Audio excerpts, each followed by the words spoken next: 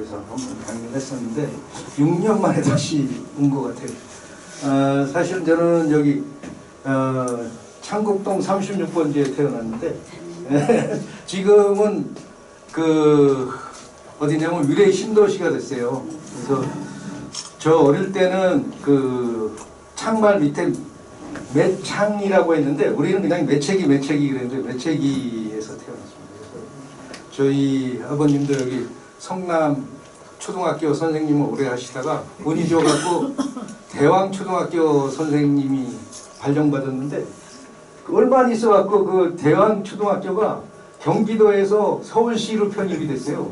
그래서 아버님이 졸지에 그 서울시 교육공무원이 돼갖고 도남초등학교로 발령받는 바람에 제가 이제 고향을 떠나서 제가 4학년 때 이제 고향을 떠나서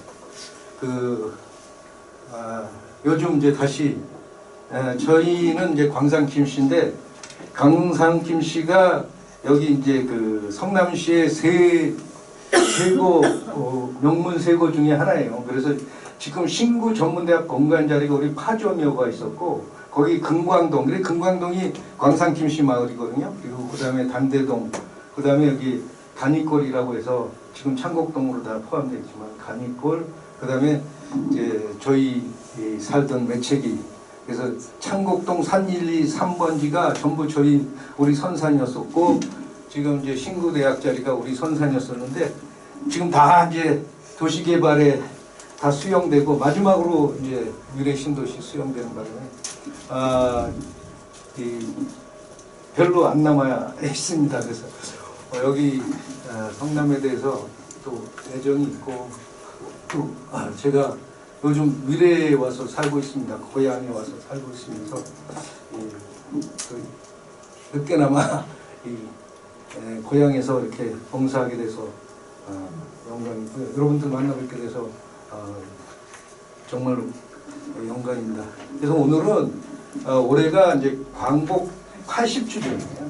우리가 1945년 8월 15일 날 광복을 맞이했지 않습니까? 그래서 그 80년이 되는 해입니다. 그래서 그동안 광복 80주년이 되었는데 그동안 우리가 어떻게 살아왔고 도대체 대한민국이라고 하는 나라는 언제 생겼고 이 대한민국을 세우기 위해서 어떤 노력들을 했고 그리고 이제 우리가 광복을 맞이해서 대한민국은 어떤 나라로 우리가 세웠는가 이런 의미를 좀 말씀드리겠습니다.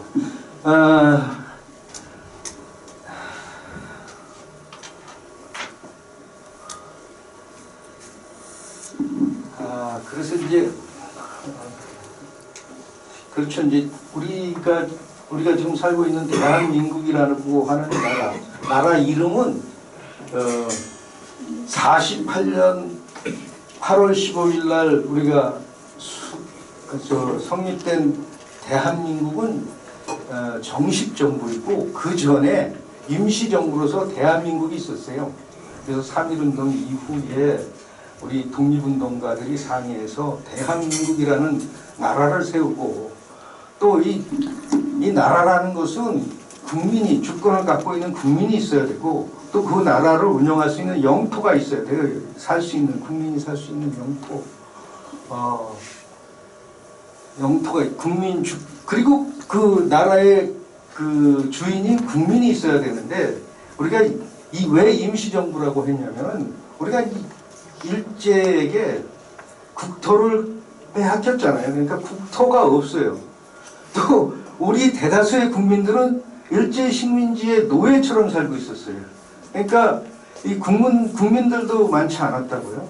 그 다음에 주권도 일제한테 뺏겼어요. 그러니까 나라를 형성하는 세 가지 요소 중에 어느 하나 변변한 게 없었습니다. 그러나 우리는 5,000년의 역사 문화 민족이라고 하는 자부심을 갖고 있었기 때문에 그리고 단군 조선 이래 한 번도 이 한반도에서 우리 민족이 나라를 잃은 적 잠시 원의 간섭을 받거나 이런 적은 있었지만 이렇게 일제처럼 완전 식민지가 된 적은 없었어요. 그래서 굉장히 자존심이 상했고 민족 그 자긍심이 상했기 때문에 이 나라를 되찾아야 되찾아야 되겠다고 하는 독립운동가들이 상해에 모여갖고 그냥 나라를 만든 게 아니라 3.1운동 때 우리 국민들이 우리 민족의 독립을 선언하고 우리 민족이 자주민임을 선언했어요. 그러니까 우리가 독립됐고 이제 우리 자주민이니까 우리 나라와 우리 정부를 세워야 된다. 그래서 어떤 나라를 세울 것이냐. 그래서 우리가 대한제국으로 망했으니까 앞으로 세울 나라는 대한인데 황제의 나라가 아니라 이제는 국민의 나라로 세워야 되겠다. 그래서 대한민국이 되었어요. 그러나 정식 정부가 아니기 때문에 임시정부라고 하는 나라를 세운 거죠. 그래서 우리가 대한민국이라고 하는 이름은 1919년 상해의 대한민국 임시정부로부터 비롯됐고 그것을 유지하고 더 정식 정부를 세우기 위한 끊임없는 노력이 독립운동이라고 생각되고요. 그리고 그 결과 우리가 광복을 맞이했고 그리고 결국은 독립운동가들이 주체가 돼서 대한민국 정식 정부를 수립해서 지금 우리가 이렇게 48년서부터 이제 올해가 그러면 82주년이 되는데 대한민국 성립. 그래서 82년째 꾸려오고 있다는 것을 말씀드리고요. 그래서 이제 그런 독립운동가들의 꿈, 우리 민족을 일제에 압제해서 우리 민족을 독립시켜야 되겠다. 그리고 제국이 아닌 황제의 나라가 아닌 국민의 나라를 세워야 되겠다라고 하는 꿈을 갖고 끊임없이 투쟁을 해온 게 독립운동이고 그것을 이루지 못하고 돌아가는 사람도 있지만 그 꿈을 이어받아서 후손들이 이어받아서 결국은 광복을 우리가 맞이했고 대한민국 정식 정부를 수립했다고 하는 것이죠. 근데 그게 어떤 역사에서 보면 어떤 사례가 있냐면은 미국에 가면 한번 갔다 오신 분도 있겠지만 캘리포니아주의 로스앤젤레스가 있잖아요. 캘리포니아주가 엄청 큰 서부에서 가장 큰 주잖아요. 그래서 캘리포니아주에는 샌프란시스코도 있고 LA, 로스앤젤레스도 있고 리버사이드시라고 하는 데가 있습니다. 중가주 쪽에. 샌프란시스코 LA는 그 태평양 쪽에 붙어 있는 해안 도시고 해안을 끼고 있는 도시고 이거는 내륙 도시인 리버사이드. 리버라고 하는 리버가 강이죠. 강을 끼고 있는 도시라고 해서 리버사이드, 강변 도시, 하변 도시라고 하는데 그 한문으로는 강변 도시가 있는데 여기에 우리 도산 안창호 선생님이 오렌지 농장에서 여기서 우리 동포들과 미주 동포들과 오렌지를 따면서 여기서 독립운동을 하셨어요. 그래서 그 리버사이드 시청 앞에 그 중심 가로가 있는데 거기에 도산 안창호 선생님 동상을 세웠습니다.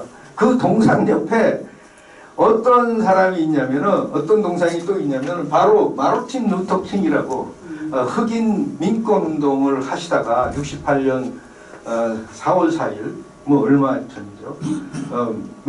메버스라고 하는 도시에서 암살당하신 분인데 이분이 연설의 첫 마디가 I have a dream이에요. 나는 꿈을 갖고 있고 우리 뭐 맨날 상암 축구장에서 공 찰 때 뭐 우리는 꿈을 갖고 있다고 얘기 그 어원이 사실은 여기 마르틴 루터 킹 목사라고요.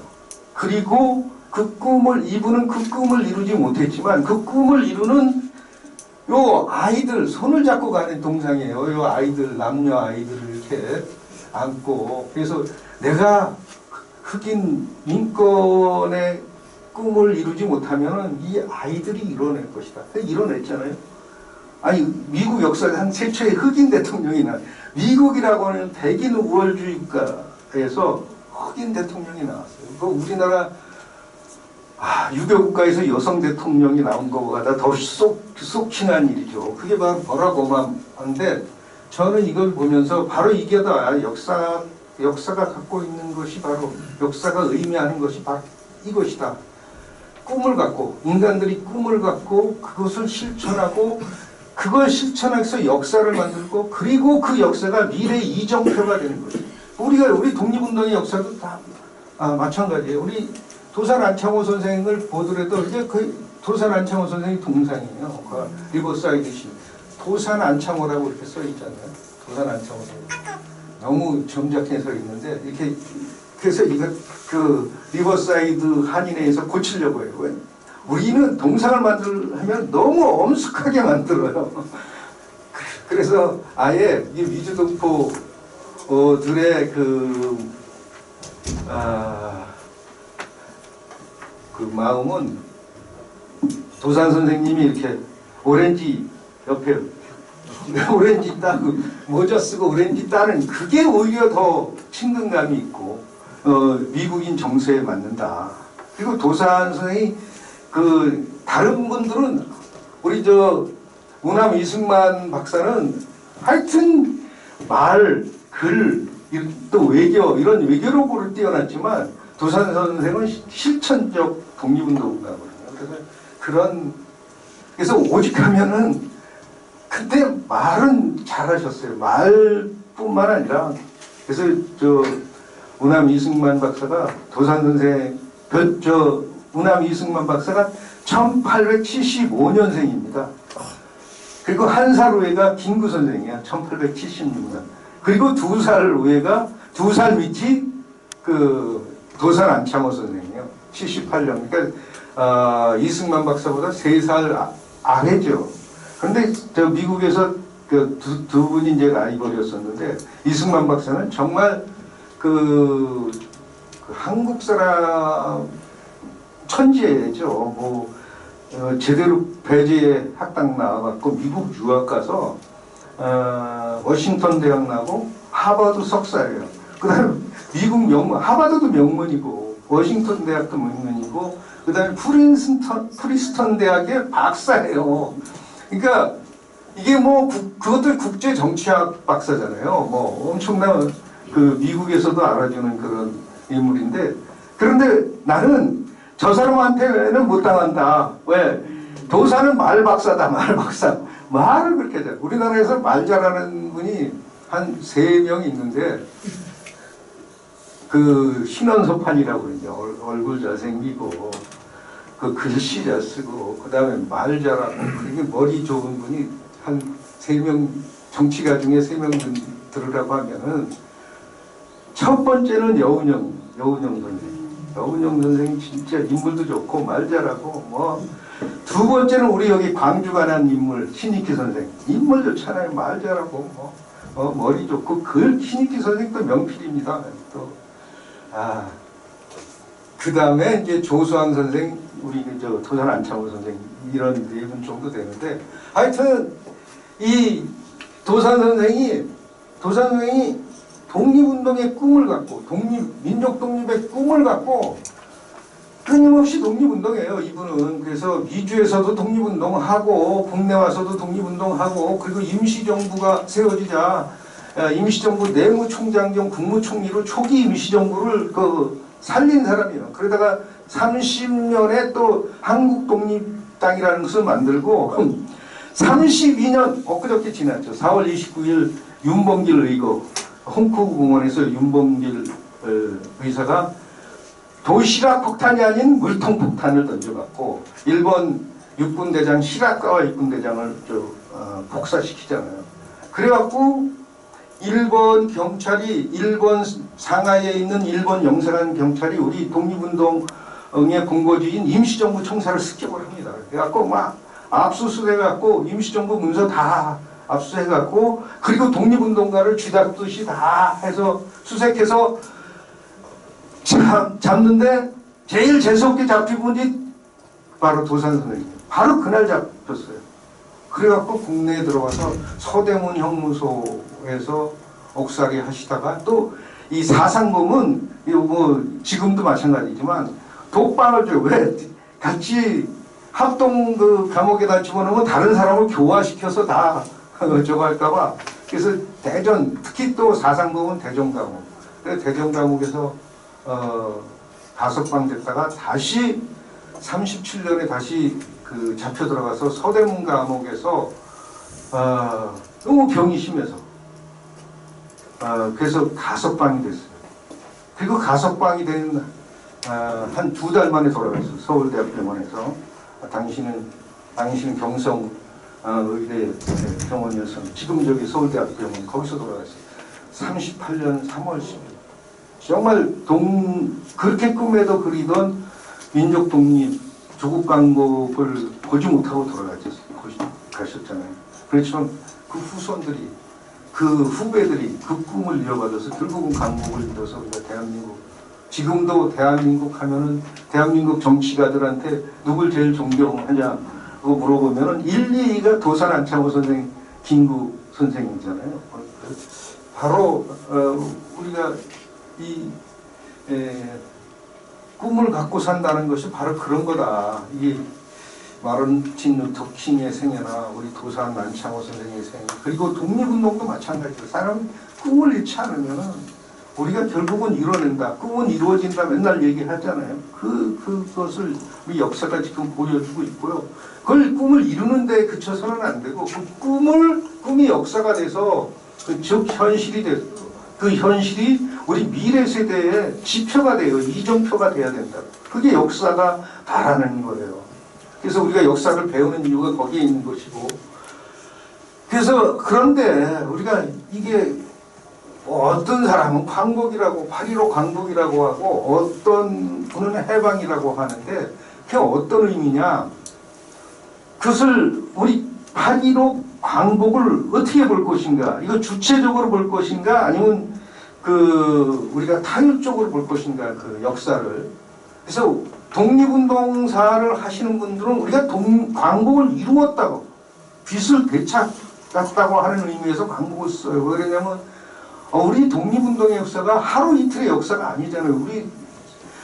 우리가 일제 식민지 생활을 하던 그 시기에는 제국주의 시대였기 때문에 지구상의 3분의 2 국가가 식민지였어요. 그런데 우리는 그 식민지 이전서부터 독립운동을 했어요. 1894년서부터 독립운동, 의병이 일어나서, 그것도 그냥 말로 독립운동을 한 게 아니라 몸으로 무장투쟁을 해서 의병이 일어났고, 그리고 독립군이 일어났고, 마지막에는 광복군이 우리가 일제와 싸워서 우리가 광복을 이뤄낸 거예요. 그리고 우리가 직접적으로 광복을 이뤄내지 못했지만 우리가 끊임없이 그렇게 싸웠기 때문에, 만주에서는 독립군이, 또 중경에 와서는 광복군이, 그리고 국내에서는 3.1운동, 그 다음에 광주학생운동, 계속해서 우리가 독립운동을 했기 때문에 국제사회가 한국을 독립시켜서 일제 폐망 이후에 한국을 자유독립국가로 만들어야 된다고 하는 합의를 이뤄내게 하는 그 원동력이 됐단 말이죠. 그래서 우리가 독립운동사적 입장에서 보면 우리는 광복이에요. 그러나 국제정치학적 입장에서 보면 우리 힘으로 광복을 이루지 못했기 때문에 이건 그리고 2차 세계대전 그 참전국으로 우리가 인정을 받지 못했어요. 우리가 2차 세계대전에 참전을 했는데도 불구하고 국제적인 미국이나 영국이나 소련이나 중국의 이해관계에 의해서 우리가 참전국으로 인정을 받지 못했어요. 그래서 샌프란시스코 강화회의에 우리가 참석할 수 없어요. 우리가 옵서버로는 갔지만 참전국 자격으로 가서 일제에게 우리가 항복을 받지를 못했다. 그러니까 국제정치학적으로 보면 이것은 연합국 승전의 결과물이자 부산물이다. 이렇게 이해하는 정치학자들이 있단 말이죠. 이거는 사실은 피동적인 역사이다. 그리고 우리가 바로 광복 후에 우리가 바로 임시정부가 국내에 항복을 해서 바로 정식정부를 세우지 못하고 3년간이라고 하는 미군정 기간을 거쳤기 때문에 요거는 해방공간으로 봐야 된다 하는 게 이제 정치사적인 입장이에요. 그러나 이거는 결국은 우리가 독립운동을 통해서 한국의 자유독립을 국제사회에서 보장을 받았기 때문에 미국, 소련, 영국, 모스크바 3.3 회의에서 5년간의 신탁 통치를 결의했지만 우리 민족이 그걸 끝까지 거부했고 결국은 5년을 이루지 못하고 3년 만에 우리가 대한민국이라고 하는 정식 정부를 수립했으니까 이거는 우리가 주체적인 입장에서 이건 광복으로 봐야 된다. 그래서 우리가 8월 15일을 광복절로 삼는 이유가 바로 거기에 있는 겁니다. 우리 주체적으로. 그래서 오늘은 그것이 단순히 선언적인 의미냐, 아니면 실제적으로도 우리가 광복에 우리 민족이 우리 독립운동에 얼마나 영향을 미쳤는가를 오늘 좀 여러분들에게 이제 소개시켜 드리고자 합니다. 그래서 한국 독립운동이 갖고 있는 특징이 있어요. 그 뭐냐면은 아까도 말씀드렸다시피 우리가 식민지 시대 19세기, 20세기 초에 19세기 말에서 20세기 초에 지구상의 3분의 2가 식민지였어요. 우리가 식민지 아니면 반식민지였어요. 우리 이웃인 중국도 일본은 뭐 대만은 일본이 떼어먹고 그리고 뭐 여순 대련은 러시아가 떼어먹고 하얼빈은 또 러시아가 떼어먹고 뭐 또 상해에 가면은 또 프랑스 조개지가 있고 그다음에 영국 미국 조개지가 있고 뭐 다 그래. 청도에 가면 독일 조개지가 있었고 그리고 1차 세계대전 이후 그 독일 조개지를 또 일본이 점령하고 뭐 이런 식으로 해갖고 중국도 사실 반쪽 완전 독립국가가 아니고 반식민지 국가나 다름없는 그런 상황이었던 거예요. 동아시아에서 이렇게 보면은 아시아에서 식민지 아닌 나라가 국제적 완충 지역인 태국밖에 없어요. 태국. 버마도 식민지, 인도도 영국 식민지, 버마는 영국 식민지, 베트남 프랑스 식민지, 싱가포르 다 영국 식민지, 인도네시아, 네덜란드 식민지, 필리핀은 미국 식민지. 아닌 나라가 어디 있어요.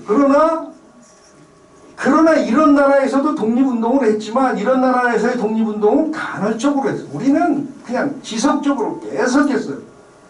우리가 최초로 독립운동이라고 하는 그 의미의 운동이 언제냐면 1894년 7월 23일 날 일본군이 우리 경복궁을 침입을 해서 우리 자주적인 정부인 민시 정권을 무너뜨리고 그 친일 정권을 내세우고요.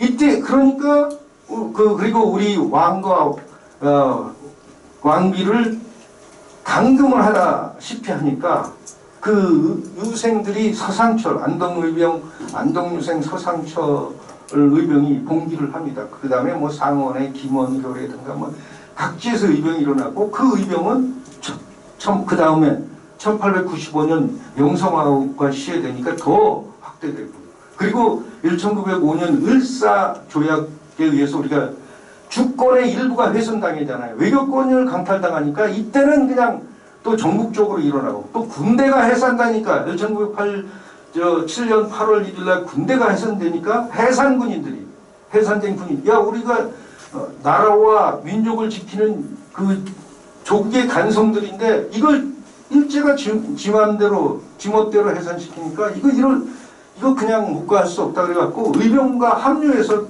본격적으로 의병 전쟁을 치르잖아요. 그 다음에 이분들이 경술국치 이후에는 만주노룡으로 가서 독립군이 돼요. 거기서 무관학교를 세워서 근대적인 독립군이 되고 그 다음에 40년 9월 17일 날은 또 광복군을 만들어서 해방의 그날까지 중국군을 도와서 또 미군과 그리고 영국군을 도와서 2차 세계대전에 실질적으로 참전을 합니다. 그러니까 우리나라는 참전국이고 선전국이에요. 사실은 실제적으로. 근데 국제사회로부터 인정을 못 받은 거예요. 자기들의 이해관계 때문에. 그렇다고 해서 우리는 참전국, 선전국이 아니라고 할 필요가 없는 거예요. 실제적 역사가 그걸 가르쳐주고 있는 거예요. 그러니까 이게 우리가 반세기에 걸친 1894년서부터 1945년 50년간 끊임없는 이게 이제 해외에서 독립운동이었다고 하면 국내에서도 끊임없이 독립운동을 하는 거죠. 국내에서도.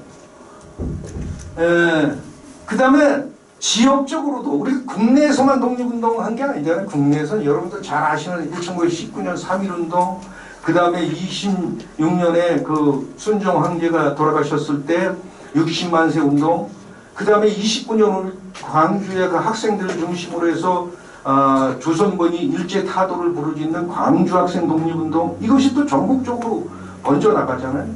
그리고 그 이후에 이제 노동자 농민들이 끊임없이 투쟁을 해서 국내에서도 끊임없이 투쟁을 합니다. 국내만 한 게 아니에요.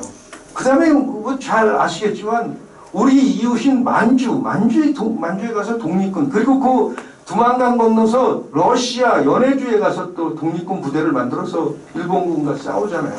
그 다음에 중국 관내 만리장성 안에 들어와서는 상해, 중경을 중심으로 임시정부를 만들어서 투쟁을 하고, 그 다음에 미국 동포들은 미국 하와이 농장에 우리가 처음으로 1902년에 이민을 갑니다. 이게 12월 달에 타갖고 거의 한 달 걸려서 이제 그 하와이에 도착하는데, 그래서 1월 달에 1903년 1월 달에 하와이 농장, 사탕수수 농장에 이제 그 이민을 하는 거예요. 노동자로서. 이 노동자의 하루 일금이 1달러예요. 1달러. 1달러 지금 가치로 아마 10만 원 되죠. 그 당시에 1달러는 엄청 큰 돈이니까. 그래서 미주 하와이 동포들이 그 계약 기간이 끝나면 하와이 수수 농장이 너무 힘들잖아요. 땡볕에서. 그럼 이제 그 맞은편에 있는 그 도시로 옮겨와요. 그게 어디냐? 상향. 샌프란시스코입니다. 근데 샌프란시스코에서는 노동을 주로 해야 되고 상공업이 발달한 지역이에요. 그러니까 우리 노동자들이 노동력만 갖고 있는, 우리가 뭐 기술 노동자가 아니잖아. 우리 농촌 노동자들인데 뭐 사탕수수 밭에서 일하던 노동자들인데, 그러니까 어디로 가냐면 중가주, 미국의 중가주 가면은 그 네파밸리라고 해서 이 포도 농장들이 쫙 있습니다. 중가주. 거기 포도 농장, 그 다음에 파인애플, 그 다음에 오렌지 농장. 거기 가서 우리가 그 합숙소를 짓고, 우리끼리 합숙소를 짓고, 그리고 노동을 해요. 그리고 나라가 망했다고 하니까, 그리고 임시정부가 수립됐다고 하니까, 그분들이 독립의연금을 내는 겁니다. 사실 임시정부가 무슨 돈으로 독립운동하는데 돈 없이 어떻게 독립운동합니까? 독립운동가들도 먹고 살아야 되고, 애들도 교육도 시켜야 되고, 뭐 어떤 돈으로 해요. 그래서 뭐 처음에는 3.1운동 이후에는 국내에서 뭐 독립운동 자금도 많이 지원해주고, 또 레닌 정부에서도 지원해주고, 또 뭐 말기에는 장개석 정부에서 지원해줬지만, 주로 일상적인 그 운영비는 미주동포들의 다 의연금, 그리고 그 호구세라고 하는 그 임시정부에서 미주동포들한테 세금을 받아요. 그걸 대한민국민이라고 하는 미주 한인단체들이 걷어서 임시정부에 보내는 겁니다. 그 파이프 노릇을 하신 분이 도산 안창호 선생님입니다. 그래서 사실은 임시정부는 미주동포들을 없었으면은 그 임시정부가 운영되기 어려웠을 겁니다. 그래서 김구 선생님이 임시정부가 어려웠을 때 하는 일이, 김구 선생이 그 해방 후에도 그 이승만 정부에 참여 안 하고 혼자 경교장에 앉아서 맨날 독립정신 쓰시고, 그 김구 선생은 또 저 이훈환이한테 총 맞아갖고 죽다 살아났잖아요. 그래서 손을 떨어요. 그래서 김구 선생 글씨는 사필이라고 해서 독립정신 쓴 거 보고 막 떨어 있잖아요. 그거 쓰시고, 그 독립정신을 유지하고, 그리고 그거 글 받으면은 또 독지가들이 또 선생님 이렇게 사셨거든요. 그게 어디서부터 유래된 거냐면 대한민국 임시정부 시절부터 유래된 거예요. 임시정부를 김구 선생님이 국무령으로 앉아서 유지할 때 돈 나올 때는 미주동포들밖에 없는 거예요. 그러니까 매일 앉아서 편지 쓰는 거예요. 미주동포들한테. 우리 임시정부를 지원해다가. 그래서 미주동포들, 만주, 노령, 그 다음에 그 임시정부가 있던 중국 관내, 미주, 그 다음에 우리가 또 1905년에 올해가 이제 120주년 되는 해인데, 그 멕시코 1905년에 멕시코 이민은 더 힘들어요. 멕시코 이민은 어족이라고 그래서 애니깽 농장이잖아요. 가시가 달려있는 이 선인장 종류예요. 그거 잘하면 그 잎사귀를 따서 그걸 그 물에 담가서 울고서 뭘 하느냐면 그 닷줄을 만들. 요즘은 뭐 철이지만 그때는 닷줄을 만드는 그 농장에 저도 가봤는데 그 메리다에 그냥 머리가 벗어져요. 뭐 한 40도 막 오르내립니다. 여름에는. 거기서 그렇게 일하다가 근데 그분들의 또 꿈은 뭐가 있습니까? 이 가시 찔리고 하는 이 애니깽 농장에서 탈출하는 게 그 계약 기간 때우고 탈출하는 게 그 꿈이었겠죠. 그래서 탈출하는 게 어디냐면은 그 쿠바의 사탕수수 농장에 쿠바는 또 미국 사람들이 땅을 사갖고 거기다 사탕수수를 재배해서 그래도 사탕수수 농장이 나요. 그래서 이제 계약 기간 채우고 어디로 가냐? 쿠바로 갑니다. 쿠바 사탕수수 농장. 그래서 멕시코 동포, 쿠바 동포들이 우리 독립운동 자금 요즘 많이 독립유공자로 포상되고 있는데 그런데 이게 무슨 조화인지 그분들이 가자 얼마 안 돼갖고 이 설탕값이 폭락하거래요. 그래갖고 미국 그 땅 지주들이 쿠바의 땅 지주들이 뭘로 바꾸냐면 애니깽으로 또 바꾸는 거야. 그래갖고 다시 또 그 생각하고 이게 정말 가보니까 이 대한민국이 거저 이루어진 게 아니더라고요. 뭐 우리가 프리덤 이즈 나풀이라고 해서 이 자유는 거저 이루어지는 것이 아니고 정말 피땀에 위에 우리가 지금 이렇게 누리는 이 정말 그렇잖아요. 우리가 지금 누리고 있는 이 자유 민주주의라는 게 그냥 얻어진 게 아니듯이 이 대한민국이 정말 그냥 이루어진 나라가 아니다라는 것을 현재 가면 그래서 가보면은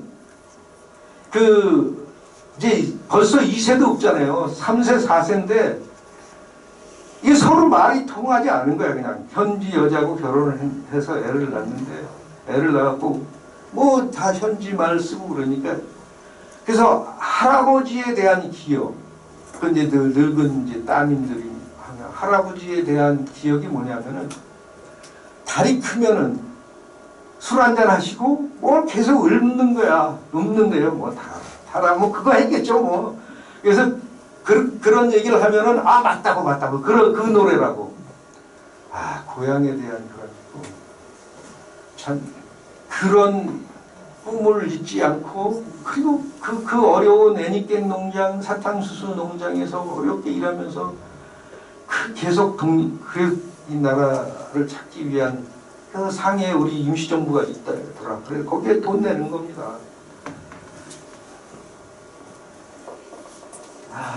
그 다음에 이제 그래서 우리 독립운동은 또 중요한 게 뭐냐면은 이 사진 한번 보세요. 이게 재밌는 사진이에요. 이게 우리 한말 의병 사진이거든요. 이게 1908년 양주, 지금 양주, 옛날엔 양주가 엄청 컸습니다. 그 서울을 둘러싸고 있는 위에는 고양군이고 그 옆에 양주인데 그 양주가 지금 남양주까지. 양수리 그 남한강 우쪽은 다 양주예요. 거기 그래서 요즘은 또 양주가 너무 크니까 그 북쪽은 양주고 남쪽은 남양주라고 바뀌었는데 거기가 다 양주예요. 양주. 여기가 그 또 의병, 서울 근교니까 여기가 이제 의병의 중심지인데 이 사진을 어떻게 찍었냐면 맥켄지라고 하는 영국 그 신문 기자가 영국은 일본하고 우방국 아니에요. 1902년에 뭐 영일 동맹을 맺고 그 다음에 러일 전쟁 때 영국이 일본을 아주 미국과 영국이 적극적으로 지원해서 러일 전쟁에서 일본이 이긴 거예요. 그러니까 그거를 못하게 하려고 우리 이하능 열사가 발버둥 치다가 결국 안 돼서 자결하신 거잖아요. 그래서 런던 주영 한국공사였었는데 거기서 그리고 또 이분들이 어떤 계획을 갖고 있었냐면은 영국이 한국을 일본한테 러일 전쟁 끝나면 떼어준다고 하는 그런 계획을 이미 알고 있었어요. 그걸 막아보려고 끊임없이 노력한 거예요. 근데 제2차 영일동맹 맺어갖고 그거 실현이 돼버렸잖아요. 그거 맺기 전에 5월 달에 그거 하다 안 되니까 결국은 목숨. 나중에 거기 가보니까 그분이 이제 그 주영 한국공사관으로 사용했던 그 호텔인데 호텔의 한 병원을 찾아갔고 그 지역에 그 병원들이 사망진단서들을 다 갖고 있어요. 외국은 사망진단서가 굉장히 중요해요. 사망진단서에 의하면은 뭐냐 하면은 커튼으로 목을 매신 거예요. 그래 돌아가신 이한흥 열사인데 여기 용인 사람이에요. 바로 용인 사람인데 그러니까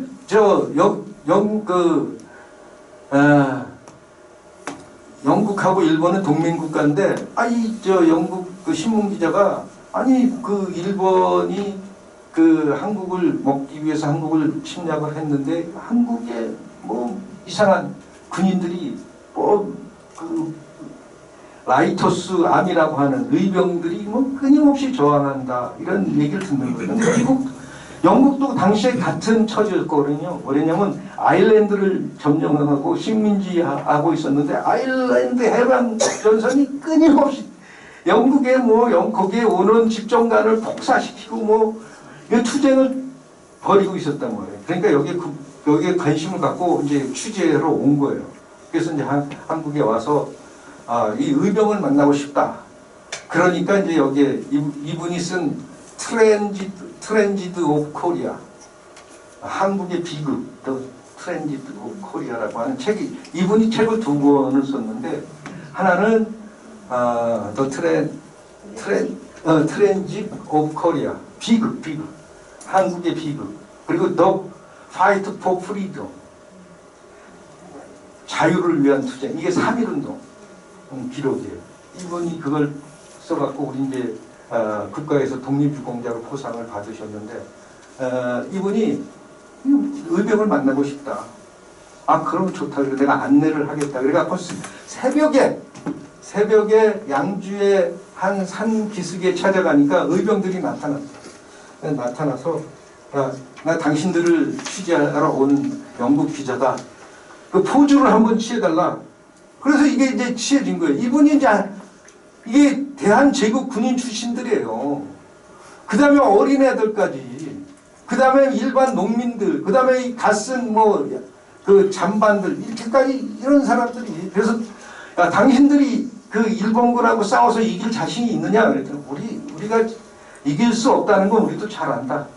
그러나 우리는 그 5,000년의 역사 민족이다. 우리는 5,000년에 갖고 있는 우리는 그 민족이기 때문에 우리 누군가는 이 길을 가야 된다.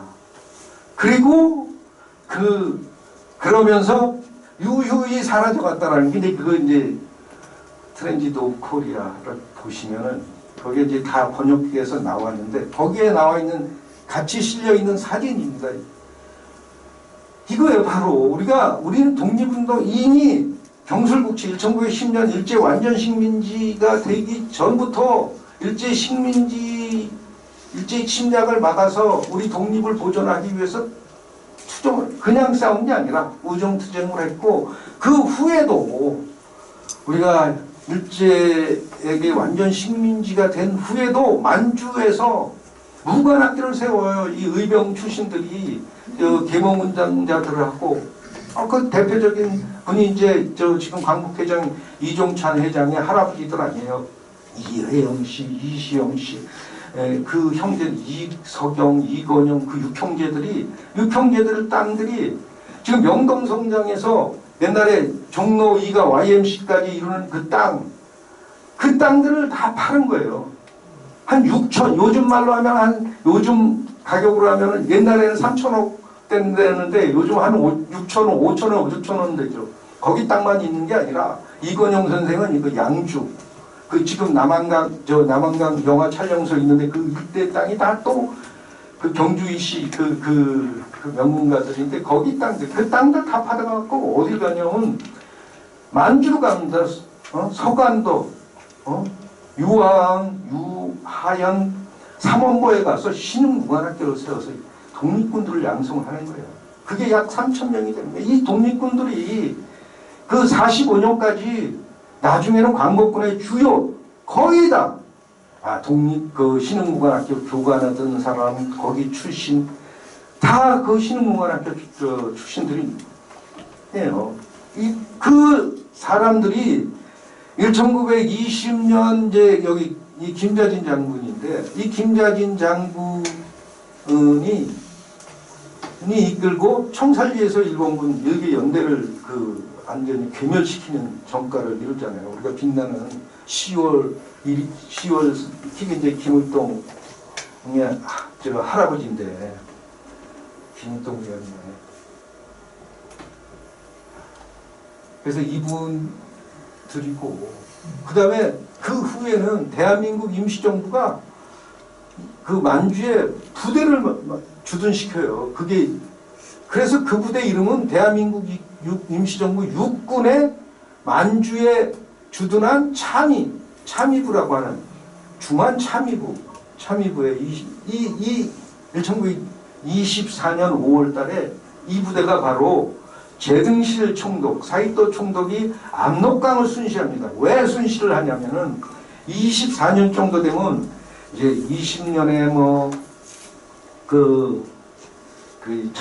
20년 6월 달에 봉오동 전투, 또 10월에 홍범도성의 홍범도 장군의 봉오동 전투, 그 다음에 10월에 김자진 장군의 청살리 전투, 그 이후에 계속해서 그 독립군들이 압록강, 두만강을 넘나들면서 국내 진공작전을 해요. 그게 이제 24년 되면 어느 정도 진정이 돼요. 일본군이 엄청나게 탄압하지 않습니까? 경신참변이라고 해서 1920년 10월 달서부터 그냥 만주에 있는 우리 제만동 포들의 그 주거지 불태우고 교회 불태우고 엄청 한 2만 명 이상을 학살을 하잖아요. 완전히 그 독립군의 사회적, 그 인적, 물적 기반을 완전히 없애기 위해서 이제 그 경신참변을 일으키는데, 그 이후에 이제 국제사회에 이제 국경 지방이 안정이 됐다는 것을 과시하기 위해서 기자들을 데리고 단동에서부터 이제 올라갑니다. 이제 압록강을 거슬러 올라가요. 이게 위원 맞은편에 마시탄이라고 하는 거기까지 올라갑니다. 마시탄이 왜 마시냐면 그 여울이 빨라서 말 울음소리 정도로 물이 소리가 나면서 흐른다는 거예요. 그 마시탄. 그래서 말 울음소리가 나는 그 건널먹이라고 하는데, 거기에 이제 우리 마시탄이 그렇게 여울이 빠르니까 배가 천천히 갈 거 아니에요. 그러니까 그 순시선을 바로 이 참의부 의용군들이 거기에 잠복을 했다가 공격을 해요. 혼비백산하고 도망가죠. 국제적으로 망신을 당합니다. 이 부대예요, 이 부대. 그 다음에 이걸 끝나는 게 아니라 40년에는 우리가 정식으로 대한민국 임시정부의 국군인 한국 광복군을 만들어요. 그리고 여러분들 잘 아시다시피 곧 이어서 어떤 일이 발생합니까? 이런 1년 만에, 약 1년 만에 1941년 12월, 미국 시간으로는 7일이고 우리 여기 한국 시간으로는 12월 8일 날인데, 일본이 진지만 습격을 하잖아요. 그래서 곧 미국이 이제 대일 선전포고를 하잖아요. 프랭클린 루즈벨트가. 그래서 그러니까 우리도 일본한테 선전포고를 하는 겁니다. 대일 선전 성명서를 발표해요. 대한민국 임시정부 주석 김구 선생 명으로 그렇게. 그래서 우리는 참정국이에요. 정식으로 선전포고를 해요. 일본한테. 그런데 요즘 어린이들 말대로, 아니 군대도 없이 선전포고하면 뻥이죠 그거는. 근데 이미 우리는 임시정부의 국군으로서 한국 광복군을 가지고 있었어요. 그리고 선전포고를 하고 곧 이어서 중국군을 도와서 우리 광복군들이 중국군에 가서 다 선전활동을 합니다. 일본군과 싸우고 있는 중국군 경내에 들어가서, 우리 한국 사람들이 일본말 또 잘하잖아요. 어렸을 때부터 배웠으니 가서 일본군한테, 야 니들 천황의 노예가 되지 말고 자유 국민이 되라, 그리고 총을 버리고 너희들 그렇게 개죽음 하지 말고, 특히 이제 한국 사병들도 있을 거 아니에요. 특별 지원, 일제가 강제로 특별 지원병을 모집해서 끌고 가고, 학도 지원병 모집하고, 그 다음에 나중에는 징병까지 해서 끌고 가는데, 이런 데다가 우리 한적사병, 한국 국적에, 아니, 그러잖아요. 저번에 일제시대에 한국 국민이 어느 국적이냐.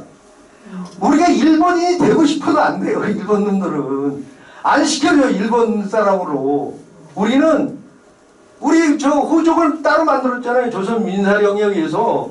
조선 호족이 따로 만들었어요. 일본 국적이 아니에요. 일본 국민이 되면 우리는 일본에 가서 일본 참정권도 되고 일본 제국의 의원이 될 수 있고 투표도 하고 다 해야 돼. 그러니까 일본 놈들이 그거 안 시켜주려고 한국 사람은 따로 관리를 한 거야. 따로. 우리 국적이 조선족이에요. 그러니까 조선진, 걔들 말로는 조선진이에요. 따로 호족 만들어서 따로 관리를 하죠. 우리 막말로 해서 일본인 되고 싶어도 될 수가 없었다니까요. 일본이 될 수 있는, 그러니까 해외 여행하려면 결국 할 수 없이 이제 일본의 그 영사관에 가서 저걸 비자를 받아갖고 해외 여행을 하는 거지. 우리 갖고는 해외 여행을 할 수 없어요. 해외 여행하기 그렇게 쉽지 않은 거라. 우리가 국적이 일본인이 아니었기 때문에. 그래서 국적이 어느 나라, 일제시대 어느 나라라고 하는 것은 정말 그 우문이고 우문이에요. 그리고 우답이에요. 그건 뭐 물어볼 필요도 없는 거예요. 아니, 일본인이 똑같이 일시동인이라고 해서 일본인과 똑같이 대우했다는 게 일시동인, 천황이 한 눈으로 똑같이 본다는 뜻이거든요. 그럼 똑같이 대우해. 근데 그렇지 않은, 엄청난 차별이 있었다는 거죠. 그러니까 그 차별을 극복하기 위해서 처음에는 철폐 운동을 하다가 왜 우리 이 차별이 있는 거냐? 일제 식민지다. 그러면은 이 차별을 없애는 방법이 뭐냐? 일제 식민지로부터 해방되는 일밖에 없다. 그래서 독립운동에 나가는 거거든요. 그거는 노동자도 마찬가지고 농민도 마찬가지고 학생들도 마찬가지예요. 윤봉길 의사처럼 태어나면서부터 아주 강렬한 민족의식을 갖고 계신 분은 좀 그렇지 않았지만 일반인들은 딱 그런 생활상의 문제에서 독립운동을 하는 거예요. 독립운동을 갑자기 그냥 하는 게 아니고 그런 생활상의 차별 대우 이런 것이 커지면서 이게 왜 문제냐, 구조적인 문제다, 이게 사회 체제 문제다. 결국은 그 체제를 엎으려고 하는 독립운동이 되는 거란 말이죠. 그래서 그런 것이 있고, 그리고 우리가 가장 세계에 자랑하는 3.1운동이잖아요. 1919년 3월 1일 날서부터 3월, 4월, 5월, 6월 초까지. 여기도 성남도 우리 3.1운동을 일어난 데를 이렇게 많이 보면은 그렇잖아요. 우리가 이게 근대 역사는 거리의 역사입니다. 우리 사람을 모을 수 있는 데가 거리밖에 없어요. 그래서 독립협회도 만민공동에서 운동할 때 어디에 모이냐면 종로 네거리에 모으는 거예요. 그리고 3.1운동 때도 사람들을 모아야 되잖아요. 어디에 모아요? 시장터에 모으는 거예요. 그래서 그 시장터에서 3.1운동이 일어나요. 그래서 우리 여기 송파시장, 중대면의 송파시장, 여기 이제 성남, 그 다음에 여기 산성, 그 당시는 산성이 큰 도시였습니다. 그 산성 시장. 이런 시장에서 이제 일어나는 거고. 그래서 이게 3.1운동, 이 3.1운동의 또 하나의 의미는 뭐냐면, 그 3.1운동 독립선언문에 제일 앞이 모두에 뭐 있다고 했냐면, 조선은 오드문, 우리들은 자예, 여기서 우리 조선의 독립국인과 조선인의 자주민임을 선언하노라 딱 하잖아요. 우리가 선언한 거예요. 선언해버리는 거예요. 우리는 독립국이고 우리는 자주민이야 라는 것을 스스로 선언해버리는데 의미가 있는 거예요. 어디에 뭐 구걸하거나 뭐 청원한 것이 아니라 우리 스스로 독립국이고 우리가 자주민임을 선언했어요. 그러니까 이제 우리가 대한독립 만세, 우리 대한이 만세까지 발전하자, 만세까지 살아남자, 아니 대한독립 만세, 조선독립 만세를 부르는 겁니다.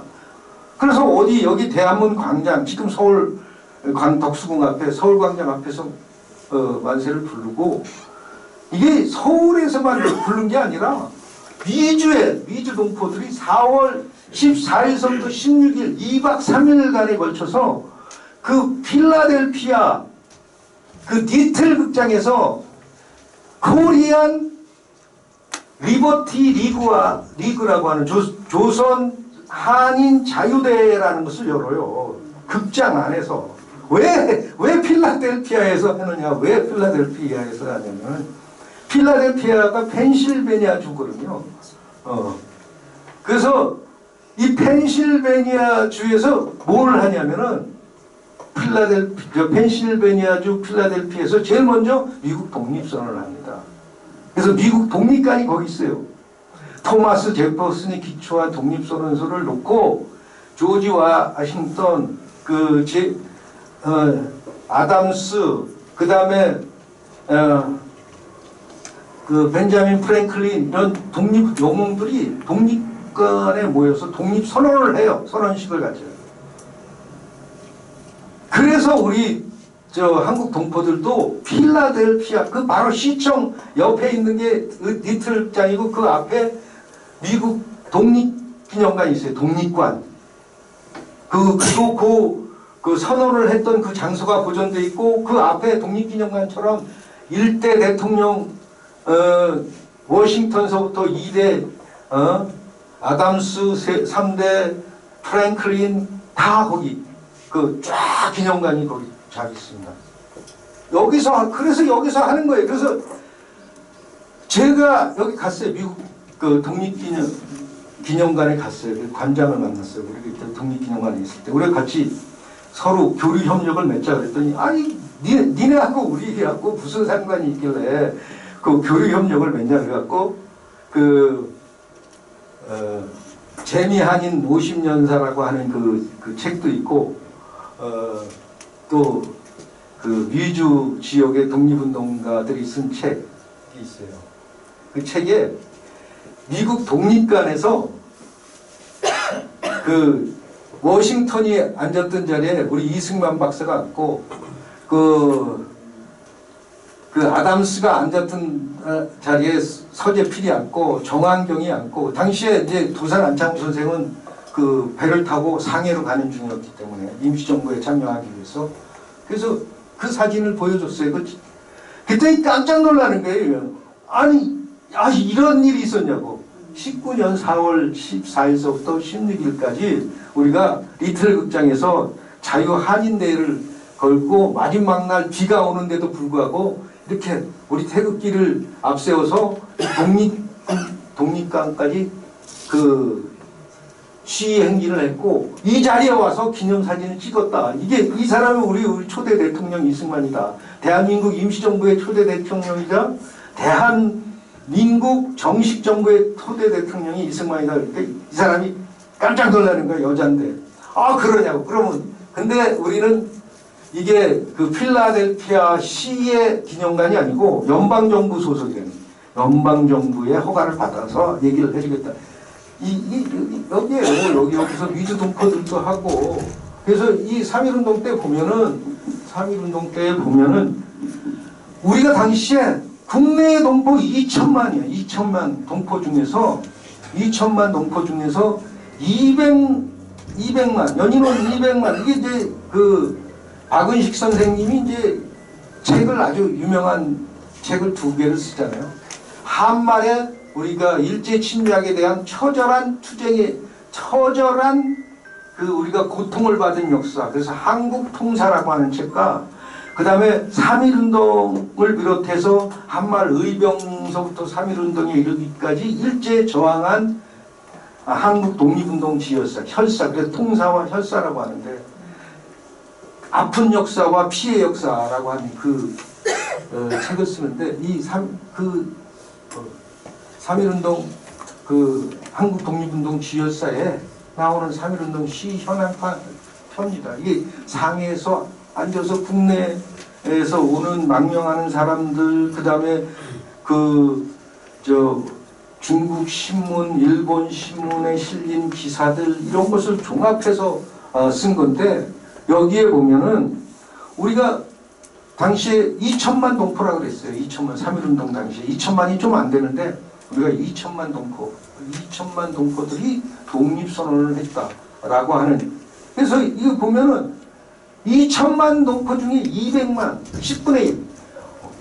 어린애들 빼면은 뭐 거의 5명 중에 1명이 다. 그래서 여기에는 그냥 뭐 어린애만 빼고 우리 유관순 여사처럼 이팔 청춘의 소녀들, 그리고 손병희 선생처럼 60 가까운 나이에 민족 대표들, 그리고 학생들, 그리고 청년들, 그리고 장년들, 이게 다 200만이 우리가 목숨을 걸고 이 당시에 독립을 선언하고 만세 시위를 한다는 것은 사실은 내란죄예요. 요즘 내란죄가 아주 뭐 입에 오르내리는데, 일본 체제를 들어 엎으려고 하는 거잖아요. 그래서 일제가 처음에 민족 대표들을 내란죄로 기소를 하려고 했어요. 내란죄는 사형이에요, 사형. 그렇잖아요. 지금도 우리 무기 아니면 사형밖에 없다는 거 아니야, 내란죄는. 그래서 민족 대표들이 이건 일본 체제를 뒤엎으려고 하는, 이건 혁명이라고, 체제혁명, 반체제 혁명이라고 생각해서 일본이, 그래서 처음에 독립기념관에 온 예심 기록에 보면 처음에 반란이라고 썼어요. 반란. 그랬다가 일본 당국에서 이 33명이 나는데 나중에 도와준 사람까지 해서 48명이에요. 이 48명을 내란죄로 집어넣어서 다 사형 아니면 무기징역을 시키면 이게 가뜩이나 지금 진정한데 전국적으로 이렇게 독립만세 운동이 벌어지고 있는데 더 과격해질 가능성이 있다고 해서 이건 그렇게 그어버려요. 그어버리고 빨간 펜을 그어버리고 뭘로 했냐면은 보안법 출판법 위반을 했어요. 보안법은 뭐냐면 사회 안녕 질서를 해치는 행위, 최고형이 2년이에요. 출판법은 뭐냐면 사회 안녕 질서를 해치는 문서를 제작, 반포하는 행위, 이게 출판법이에요. 3년이에요. 그래서 민족 대표들이 최고 3년, 최하 2년형을 받는 겁니다. 그러나 사실 민족 대표들이 처음 손병희 선생을 비롯한 33인이 독립선언을 모의하고 결의하고 그것을 추진하고 결국 3월 1일 태화관에서 독립선언, 그분들은 목숨을 걸고 하는 거예요. 그래서 사실은 탑골공원에서 시민 학생들과 같이 하건 아니면 태화관 요리점에서 자기들끼리 모여서 독립선언을 하건 죄는 똑같아요. 결국은. 그래서 그분들을 그것만 바깥에서 하지 않고 안에서 했기 때문에 이건 의의가 낮고 기회주의적이고 이렇다고 평가할 수 있는 게 아니에요. 어차피 그분들은 목숨을 내놓고 한 행위였기 때문에 자기 목숨을 내걸고 2천만 명이 만세 시위를 했어요. 이 뜻을 이어받아서 대한민국 임시정부를 세운 겁니다. 대한민국 임시정부. 선생님, 예. 그런데 아까 표에서요. 예. 서울은 없는데요, 한성은. 한성이 경기도, 그 당시에는 예. 한성구였었잖아요. 그러니까 경기도에 다 포함. 그래서 경기도청이 지금 어디에 있었냐면은 광화문 맞은편. 예. 그래서 경기도에 도부를 이렇게 되잖아요. 평양부, 대구부. 그러면 한성은 경기도로 다 포함된 숫자겠네요. 그렇죠. 경기도 안에. 예. 그래서 그 당시에는 우리는 한양이라고 했고, 한말에 한양하고 했고 일제시대 와서 경성이라고 했는데 경성군은 경기도 안에 들어가 있는 거죠. 그리고 그래서 우리 국민이 이렇게 목숨을 걸고 이제 독립선언을 했단 말이에요. 그러니까 이제 우리가 정부를 세워야 되는데 그 정부의 체제와 이름은 무엇으로 할 것인가. 그래서 상해에서 그 독립운동가들이 모여서 이제 나라를 세우기 위한 회의를 합니다. 이게 이제 임시의정원, 요즘 얘기하면은 국회예요.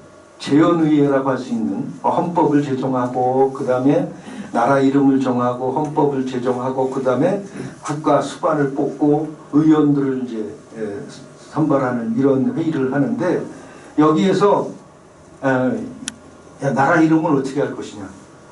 이걸 놓고 이제 막 얘기를 하는데 여기에 신서구라고 하는 분이 이제 여기 경기도 사람이에요.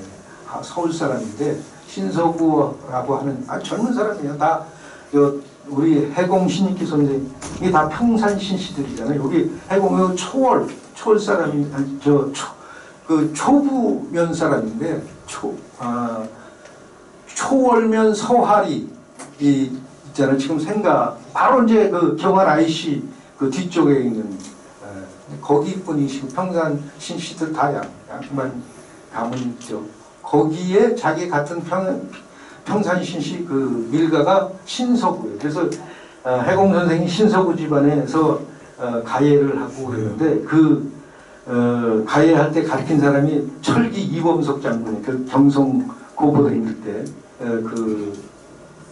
근데 그거 다 같이 동창인데 이 젊은 사람들이 우리가 고려공화국으로 하자, 고려로 하자. 또 어떤 사람들은 조선으로 하자. 그랬더니 이제 야, 조선은 옛날 조선 왕조 시대고 고려는 이미 그 조선보다 더 앞선 시기의 나라 이름이고. 그러면 우리가 뭐로 망했냐? 우리가 대한으로 망했으니까 대한으로 다시 하자. 그래서 대한이라고 해. 그 다음에 그러면 주권을 누가 갖는 나라로 할 것이냐? 옛날에 대한제국이었었잖아. 황제가 주권을 갖는 나라. 이제는 우리가 3.1운동을 통해서 우리 국민이 자주민이 됐다. 그러니까 우리 자주민인 우리 국민들이 주권을 가진 나라를 하자. 그래서 민국이래. 대한민국. 그래서 그거를 헌법에 제1조에 박아놓는 거예요. 대한민국 임시헌장. 이게 헌법이에요. 제1조 대한민국은 민주공화제로 하는 거예요. 이게 우리 헌법. 지금 우리 해방 이후에 우리 헌법 제1조가 뭐예요? 제1조. 대한민국은 민주공화국이다. 자유가 들어가는데? 자유 안 들어가요. 그래?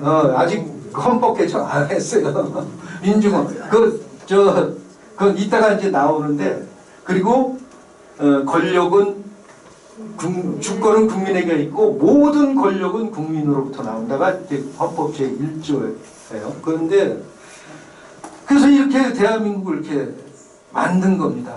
그리고 그래서 대한민국이 자기들 스스로 이렇게 만들어요. 대한민국이 임시정부만 있는 게 아니라 이게 임시의정원. 그래서 이게 국회예요. 대한민국은 임시정부와 그래서 임시정부가 행정부를 이끌고 그 다음에 임시의정원이 입법부를 이끄는 겁니다. 그래서 그 1919년이 대한민국 정부의 100주년이자 국회 100주년이에요. 그래서 국회도 100주년 기념 행사를 크게 했잖아요. 국회는 오히려 4월 18일 날 국회가 처음으로 열리거든요. 저녁 10시부터 다음날 10시까지 열리면서 여기서 이름을 대한민국으로 하고 그리고 임시헌장을 제정하고 그리고 국무총리제로 해서 수반을 누굴 뽑냐? 이승만 대통령, 이승만 국무총리를 뽑는 거예요. 처음에. 자, 이렇게 되고, 그 다음에 이게 이제 임시정부 청사입니다. 이게 임시정부 청사, 아까 임시정부 청사, 이게 이제 합의로에 있는 건데, 이게 그럴듯하잖아요. 여기 태극기 걸어놓고, 임시정부 이거 돈이 어디 있어서 얻은 거예요? 이게 도산 안창원 선생님, 미주동포들이 당시에 4만 5천 불, 지금은 약 45억 그거 가져와서 그래서 임시정부 초기 임시정부를 도산선생이 다 운영하는 겁니다. 장관들 월급 주고 항공비 주고 직원들 월급 그래서 여기 임시정부의 하루라고 하는 독립신문의 기사를 보면은 9시에 출근해서 5시에 퇴근하는데 그런 모습들을 생생하게 그러죠. 근데 10월에 와서 일본 정부가 이게 이제 그 프랑스 조계지에 있었는데 프랑스 정부한테 엄청난 항의를 하는 거예요. 막. 아 저거 눈에 좀 안 보이게 해라. 그런데 프랑스는 그 프랑스 혁명의 국가입니다. 그래서 프랑스 법에 정치적 망명자를 보호하게 돼 있어요. 그래서 상해에 가면은 그 프랑스 조계 소문인 이런 중국 정치적 망명자들의 공간들 그들을 다 거기 와 있어요. 그런데 어떤 재미나는 게 있냐면 베트남이 프랑스 그 식민지잖아요. 베트남이 프랑스로부터 베트남을 독립 운동을 하는 사람 콘티라고 있는데 콘티라고 하는 사람이 어디서 활동을 하냐면은 일본에서 활동하는 왜? 아니 그 일본이 보호해 주는 거지. 자기들 이제 프랑스 식민지인 베트남에 대해서 자기들이 교두보를 만들기 위해서. 그래서 그러면 내가 그 임시정부 눈에 안 보이게 우리가 좀 얘기할 테니까 너네 콘티 이렇게 활동하는 거 못하게 해라. 그래갖고 서로 맡아야 기본 국제사회가 다 그런 겁니다. 요즘 뭐 트럼프 다 국제사회는 오직 시위의 파워 앤드 룰. 이 우리가 국제 정치학하는 사람들은 우리가 생각하는 그 인문주의적인 자유, 정의, 평화 이건 개나 줘버려라. 오직 국제사회는 힘, 파워. 아니 그러잖아요. 국제회의 하면은 사진 찍는 순서가 어떻게 돼요? 트럼프 제일 가운데 주최국 트럼프 그 다음에 강대국 순서로 가잖아요. 우리 대통령 요즘은 좀 많이 왔죠. G7까지 가려고 하는데 그러니까 옛날에 YS가 맨날 구태의가 있으니까 맨날 다 손 벌리는 거예요. 사진 찍은데 손 들면은 걔네들에 튀잖아. YS 나름대로의 이제 자존심을 세우기 위한 그런 거 있었는데 여기요. 여기 보면 이때 잘 나가는 겁니다. 이때 보세요. 1921년에 임시정부와 임시의정원 의원들이 임시정부 이제 강요들과 임시의정원들이 이게 기념사진을 딱 찍은 거예요. 여기 보면은 여기 초대 대통령 이승만, 그 다음에 국회의장 임시의정원 의장 손정도, 여기 내무총장 이동영, 여기 노동국 총판 안창호 선생, 여기 누구예요? 하이제 수염 유명한 국무총리 이동희, 그 다음에 요분이 재무총장 이시영, 요분이 외무총장 신규식, 요분이 누구예요? 내무차장 신익희. 신익희 선생이 1894년생이에요. 그러니까 이승만 대통령과 거의 20년 차이 나는 거죠. 75년생인데 19년, 19살 차이. 그리고 요분이 김구 선생이에요. 김구 선생은 76년생이에요. 18살. 근데 이때 김구 선생은 뭐였냐면 경무국장, 요즘 얘기하면 경찰청장. 요분 밑에서 내무총장 밑에서 경무국장. 원래 경무국장은 누가 시켰냐면 여기 초기에 임시정부 국무총리 겸 국무총리 대리 겸 내무총장 안창호 선생하고 김구 선생은 아주 은원의 관계가 있어요. 뭐냐면 안창호 선생의 여동생이 안신호라고 있는데 백범일지에 나와 있죠. 한번 읽어보세요. 재밌어요. 그 김구 선생이 이제 안신호가 마음에 들어서 서로 결혼하려고 그래요. 근데 오빠 의견을 들어야 된다고 안신호가 편지를 써요. 오빠한테. 오빠 나 김구라고 하는 사람. 김구 알아요. 도산 안창호 선생님. 왜 하냐면 같이 시민회 활동을 했거든요. 사람이 뭐. 근데 김구는 진짜 배운 게 없죠. 하찮아요. 안신호는 그래도 신식 여성이고. 그러나 김구의 그런 의지 이런 걸 아주 높이 사갖고 안신호가 결혼하기로 마음 먹어서 오빠한테 편지를 했는데 오빠가 뭐라고 답변하냐. 얘야 네 신랑 가문 내가 봐준 사람이 있다. 그게 누구냐면 양주산 목사야. 미주에서 활동하던. 그러니까 오빠 말을 따르자니 김구가 울고 김구 말을 따르자니 오빠를 섭섭하게. 그래서 다른 제3자한테 결혼해. 그러니까 김구는 은원이 있겠죠. 그래갖고 이 김일성도 대단한 사람이에요. 김구 선생이 48년 4월달에 남북 협상하러 북한에 올라가잖아요. 그때 안신호 남편은 죽고 안신호는 살아 있었어요. 안신호가 처음부터 끝까지 모시게 해요. 그래서 미인계를 썼다는 등 김구 반대 측에서는 그런 말들이 많은데 그 사진들이 많아요. 지금도 백범 그 사진집에 보면은 평양 가서 만월대, 을밀대 이런 데 가서 같이 도시락 먹는 사진, 그러니까 원적 간다 그랬죠. 소풍 가서 한 그런 사진들이 있는데 여기 이 당시에 김구 선생은 이 위치였을 테니까 18살이나 아래인 김구 선생 이 사람들은 다 와세대강 나오고 보성 전문 교수하다 간 사람들이니까 아주 젊은 혈기에 그러니까 해방 이후에 돌아와서 해공 신익희 선생이 김구 선생을 추정 같이 하다가 따로 나온 이유가 자기가 훨씬 똑똑하다고 생각한 거죠. 하여튼 이게 이 임시정부 이때 이렇게 왕성한 활동을 했고 그 다음에 우리 독립운동의 역사 중에서 가장 독특한 게 의열투쟁. 의열투쟁은 방식만 보면 요즘의 테러하고 똑같아요. 암살, 파괴가 의열투쟁이잖아요. 근데 테러하고 의열투쟁하고 가장 큰 차이는 뭐냐? 무고한 양민을 대상으로 하느냐 안 하느냐. 우리 의열투쟁에서 무고한 양민한테 폭탄 던지고 총성 경우는 하나도 없어요. 그러나 테러는 9.11 국제무역센터에다 폭탄 던져, 공항에다 폭탄 던져, 그 다음에 전 기차역에다, 이건 테러예요. 그리고 초등학교 학생들 학교에다도 이건 테러.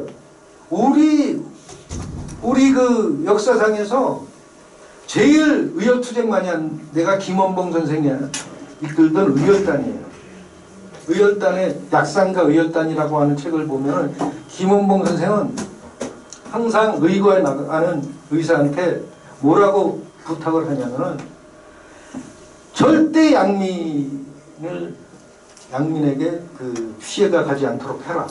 그래서 거기에 이제 책에 나오는 얘기를 들어보면은 총을 쐈을 때 총이 관통을 해서 양민들에게 피해를 줄까봐 총 끝에 십자가를 새기라고.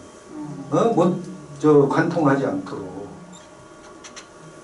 그게 대표적으로 나타나는 게 1922년 3월 28일 날 황포탄에서 김익상 의사가 다나카 기지라고 하는 일본의 군부 대신을 했던 육군대, 나중에 이 다나카는 일본 수상대예요. 이 사람을 이제 저격할 때 일한데 김익상이라고 하는 사람은 밀정에도 나오는 그 사람인데 아주 담력이 엄청나게 강한 사람이에요. 그래서 왜 밀정에 보면은 폭탄과 총 갖고 오면서 건물을 피하기 위해서 일본 여자 애를 갖고 있는 일본 여자한테 남편인 척하고 막 말 걸고 애 봐주고 그래서 눈길을 피해서 오잖아. 또 일본말 잘하니까. 그리고 여기 경성역 지금 서울역 들어올 때 그 애 안고 일본 여자한테 내 애 안아주겠다고 애 안고 나와요. 그러니까 남편인 줄 알고 그냥 무사통 거예요. 그리고 와서 21년 9월 12일 날 얼마 안 남았네. 그 조선 총독부에 폭탄 던지고 유유히 또 날 상해로 가신 분.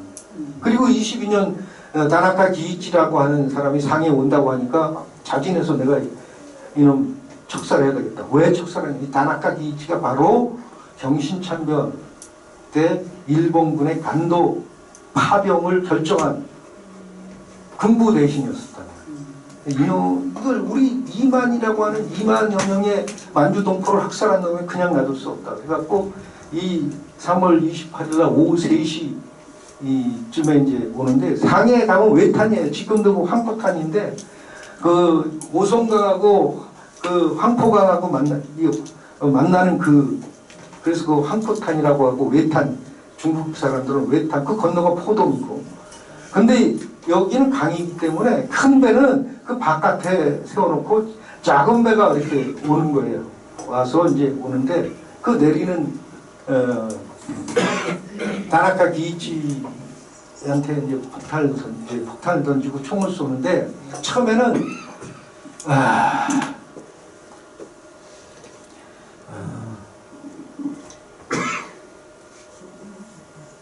처음에는 이제 이렇게 올라오니까 제1선에서 이제 오성윤이라고 하는 사람, 의열단에서 총 제일 잘 쏘는 사람, 오성윤이라고 하는 사람이 1선에서 총을 쏘고 이게 안 됐을 때 2선에서 김일상이 가고 제3선 그것도 안 됐을 때 제3선에서 이종암이라고 하는 사람이 이제 폭탄을 던지기로 이렇게 이제 그 계획을 짰어요. 그래서 이제 한포탄에 여객 부두에 내려서 다나카 기이치가 나오는데 오성윤이가 튀어나가면서 내 총을 받아라 하고 이제 총을 쐈어요. 정확히 쐈어요. 근데 해필이면 스나이더 부부 이게 이제 스나이더 부부라는 사람이 미국 사람인데 이 미국 내 발음이 지금 목이 물 있습니다 여기. 여기 친구. 일리노이주.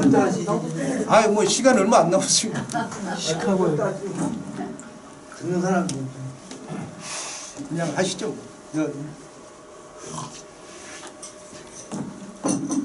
일리노이주 부부인데 중년 부부인데 아들이 교통사고로 죽었어요.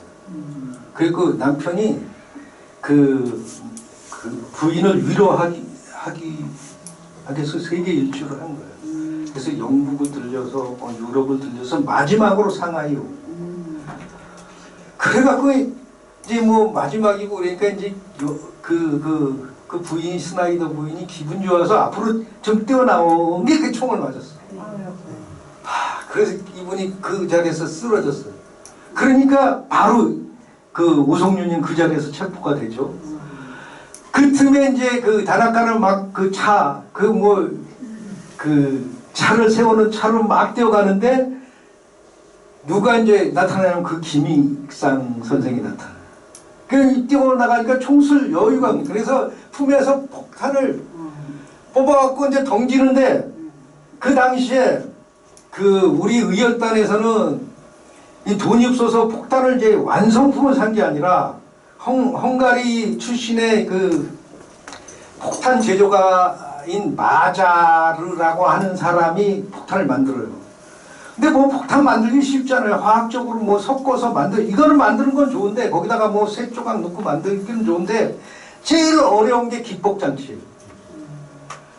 그래서 기폭장치를 어떻게 만드냐면은 콜라병 따듯이 이거 소주병 따듯이 따야 이게 팍 터지는 거나 그 시간이 없으니까 그걸 돌려서 딸 시간이 없으니까 그 옆에 전봇대가 있어갖고 거기다가 한번 충격을 주면 터질 줄 알고 충격을 줘갖고 던졌는데 안 터진 거예요. 그리고 차를 뛰어가니까 거기다 대고 총을 쐈는데 중절모를 뚫고 지나갔어. 그러니까 이제 일본 경찰도 그 당시에 거기가 공동조개예요. 공동조개를 담당하던 영국 경찰 톰슨이라고 하는 영국 경찰, 중국 경찰들이 이제 기믹상을 잡으러 막 와요. 그래갖고 톰슨이 쏜 총에 그 다리를 맞아요. 쩔뚝거리고 뛰어가면서 또 저 중국 경찰이 쫓아와요. 뛰어가면서도 잡힐 그 상황인데도 그 중국 경찰한테 총을 쏘지 않고 하늘에다 총을 쏘고 그러다가 결국은 잡혀요. 그래갖고 당시에 그 의사 이 중국 관내에서 이런 일본인들에 대한 범죄를 저지르면 어디서 재판을 하냐면 나가사키를 데려와요. 나가사키로 만주에서 하면은 여순법정, 여순이나 대련법정. 그래서 다 신채호 선생이나 이혜영 선생은 여순 대련 법정에서 이제 안중근 의사는 여순 이렇게 봤는데 나가사키로 데려가요.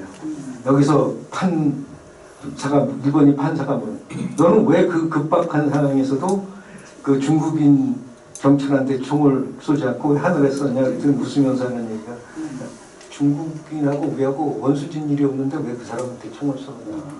그럼 너는 그 다나카가 그 폭탄 맞았어도 거기한테 총을 쏠 것이니까 나는 거기다 총을 쐈을 거다. 그러니까 이 침략 순회한테는 아주 엄격히 격퇴하고 그리고 무고한 양면한테는 절대 폭탄을 안 던지는 이게 의열투쟁이에요. 그래서 여기도 이 보면은 재밌는 게 우리나라 최초의 안중근 의사 의거거든요. 안중근 의사 이게 하얼빈 역주의 제1섬인데 여기 가면은 여기 잘 안 보이는데 이렇게 한자로 써놨어요. 1909년 10월 26일이라고 쓰고 안중근 격패 2등 방문 사건 발생지라고 여기다 이렇게 팻말을 붙였는데 격패는 뭐냐면 쳐서 죽인다는 얘기예요. 중국어로. 여기 우리하고 좀 달라요. 격패 쳐서 죽인다고 하는 안중근이 2등 방문을 쳐서 죽인 그 사건 발생지라고 하는. 그리고 거기에 이제 이 VIP 지금은 이제 여기 이제 바뀌었는데 새로 리모델링 하면서 여기가 VIP 옛날에 VIP 그 라운지입니다. 여기야. 그래서 여기서 보면 그 안이 그대로 보이는 거예요. 그래서 안중근 기념관을 여기다가 중국인들이 세워줬는데 왜 세워줬겠어요? 안중근 의사가 중국인들에게도 은인이에요. 왜? 만주를 침략하려고 했던 이등방문을 처단한 사람이거든요. 동양평 그래서 그 중국인들은 그래서 중국 안중근 의사 기념관에 가면은 안중근 의사가 독립이라고 하는 안중근 의사가 글 잘 쓰지 않습니까? 독립이라고 하는 글도 쓰고 평화라고 하는 글도 썼어요. 그래서 제일 먼저 독립이라고 걸어놨어요. 그리고 마지막 나올 때 평화. 안중근 의사가 진정으로 바랬던 것은 뭐냐? 한국 독립과 세계 평화다. 안중근 의사는 아주 그 돈독한 천주교 신자잖아요. 그리고 그 세례명도 도마는 이제 한자로 하는 거 토마스. 여기에 여기 가면 일본의 헌정기념관에 가면은 이 안중근 의사가 쏜 총알이 있어요. 여기 십자가가 새겨져 있어요.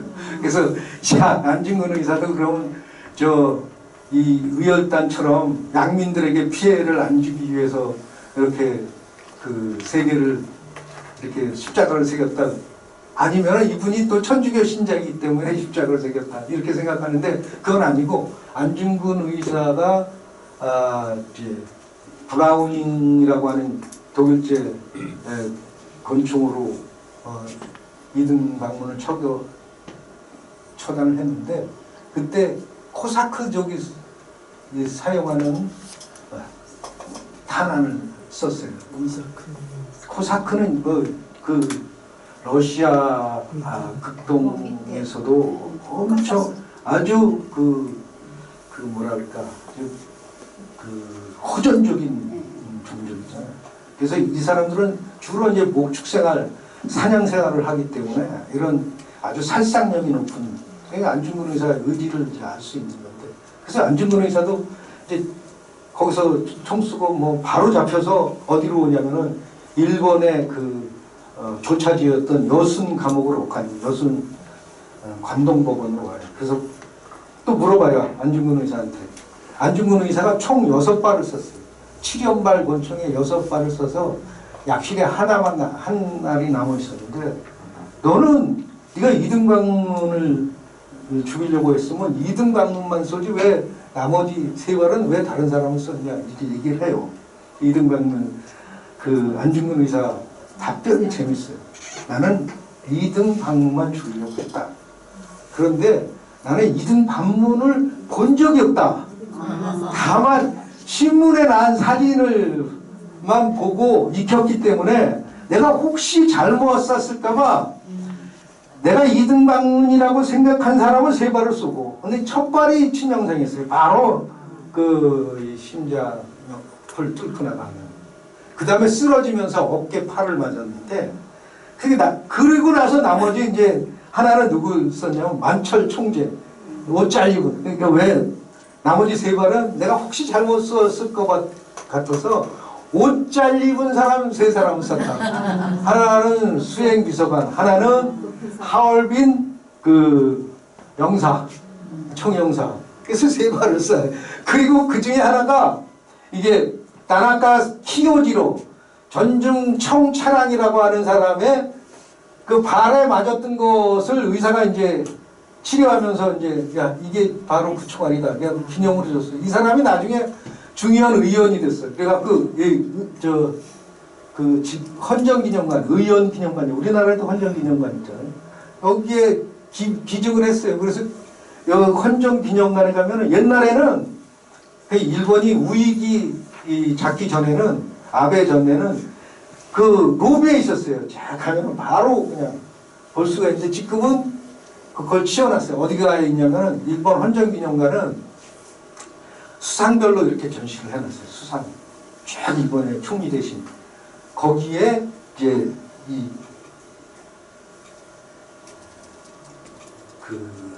이등방문, 이토 히로부미 총리 거기에 여기 있어요. 지금도 가서 일본 국회 도서관 옆에 헌정기념관이 있으니까 가서 보시면 됩니다. 이게 바로 이제 그거고, 그 다음에 이거 있잖아요.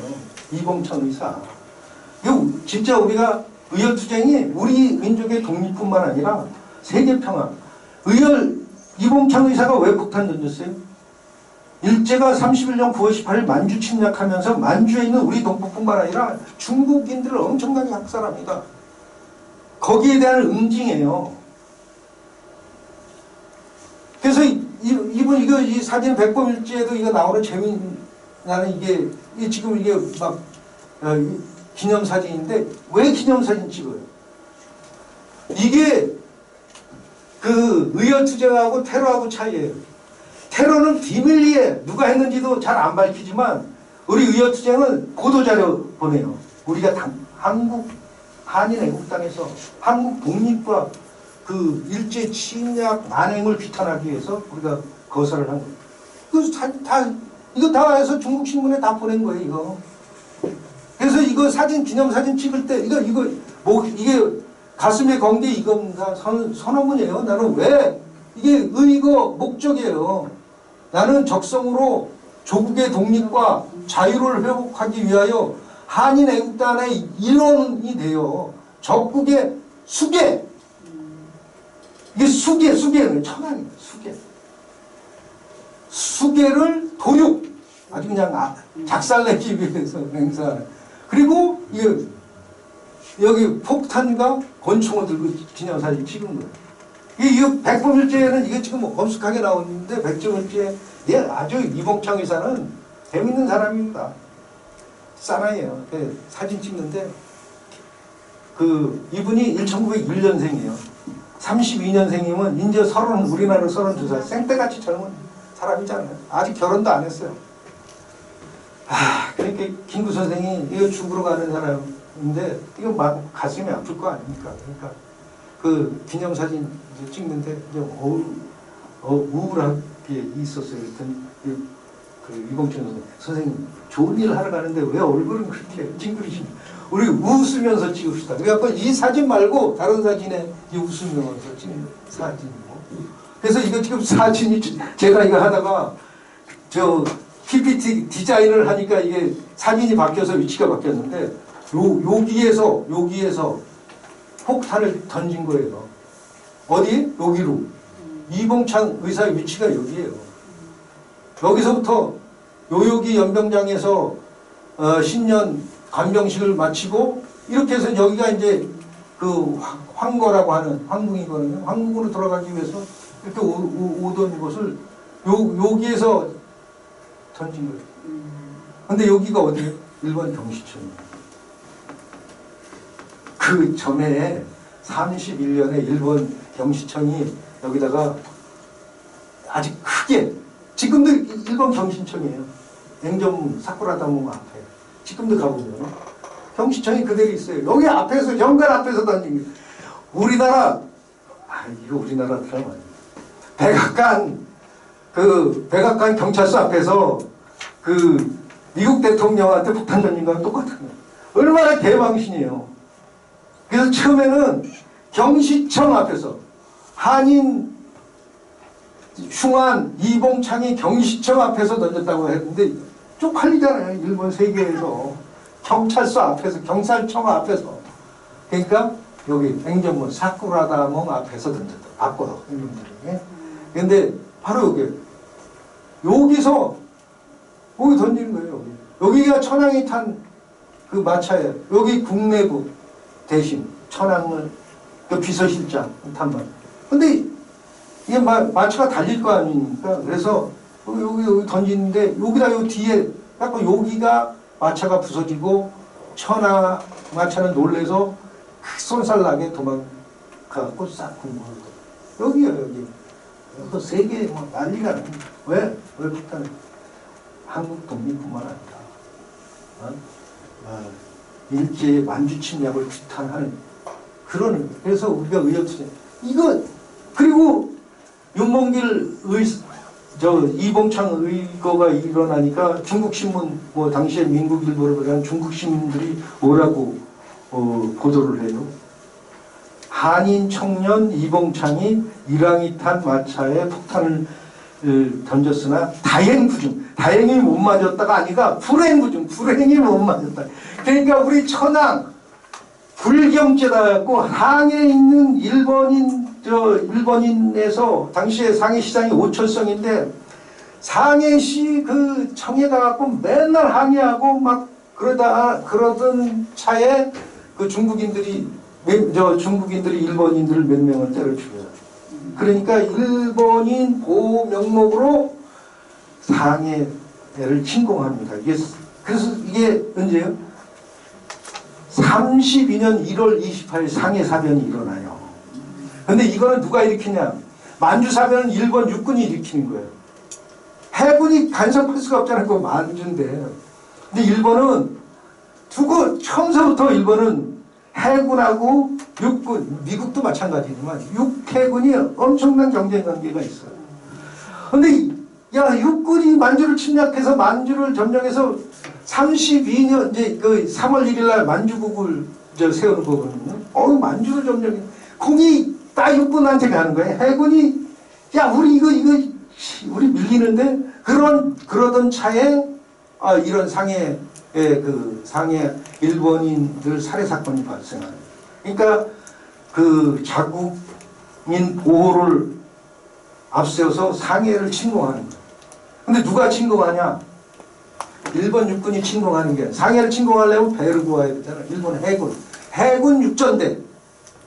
해군 육전대는 뭐냐면 해병대예요. 해병대가 상륙을 해서 그 상해를 점령을 해요. 그리고 4월 29일 상해 그 전승 기념 행사를 4월 29일 날이 소화 천황의 그 생신 축하 기념일이에요. 천장절이에요. 이날을 기념해서 퍼레이드를 하는 거예요. 요즘 말로 하면 그 이제 분열 열병식을 해요. 그래서 그날 오전서부터 막 그 홍구공원의 일본인 거리를 일본 군인들이 행진을 하고 마지막으로 이 홍구공원에 와서 지금은 노신공원인데 홍구공원에 와서 이제 기념식을 하는 겁니다. 이 기념식에 이제 윤봉길 의사가 거기서 이제 바로 여기에 이제 학생 대열 의용대 재향군인 일본 재향군인 이렇게 있고 일본 육해군 군인들 장교들이 이렇게 있고 그 다음에 여기 단상 이게 이쪽을 보고 있는 거죠. 여기에 이제 군중들이에요. 그래서 윤봉길 의사가 여기 뒤에 있다가 11시 40분경 일본의 국가인 기미가요가 나올 때 여기서 이제 튀어나가서 이렇게 달려나가서 여기서 폭탄을 던지는데 여기 누구한테 던지냐? 이 행사는 그 관민 합동이 있기 때문에 군인과 일본 외교관들과 일본 교민들이 참석을 해요. 그래서 여기 딱 보면은 시라카가 일본 상해 파경군 사령관이에요. 시라카와 대장. 일본 군번 1번, 장교군번 1번. 시라카와라고 하는 사람은 백천의칙이라고 하는 사람인데 그 일본의 군신과 같은 사람이에요. 이 사람은 이때 이미 은퇴를 해갖고 집에서 이제 그 퇴역을 해서 집에 있었는데 일본은 아까도 말씀드렸다시피 육군 해군이 그 경쟁 관계가 하도 심하다고 얘기했잖아요. 여기 처음에 노무라 육군 해군 해전대 노무라 사령관 노무라 중장이 여기 와서 이제 처음에 이 공격을 했단 말이에요. 그런데 육군만 갖고 해군만 갖고 안 되니까 위에다 구사단 이게 이제 가나자와라고 하는 가나자와 지금 근택이라고 하는 가나자와 향토 사단. 그래서 오사카에서 좀 올라가면 한 2시간 조금 올라가면 가나자와라고 하는 그 도시가 나오는데 거기에 주둔하는 구사단. 그래서 구사단이 여기 이제 들어와서 이제 그 점령하는 거예요. 상해를 점령을 하는 거예요. 그 공격은 그 육전대가 하고. 그런데 서로 이제 이 지휘권을 놓고 이게 여기도 위에다 중장이에요. 일본은 소장 중장이에요. 준장이라는 게 없어요. 중국군도 그렇지만 준장이라는 것은 미국식 개념이고 동양에서는 소장 그다음에 중장, 대장 또는 상장 이렇게 가는 건데 여기라고 여기 위에다 중장이에요. 그러니까 우리말로 요즘 하면 소장이죠. 그다음에 무라이 상해 총영사예요. 시라카 육군대장. 그다음에 시게미스 마모루라고 이 사람은 주중공사. 이 사람도 더 높은 사람이 총영사보다 높은 사람이죠.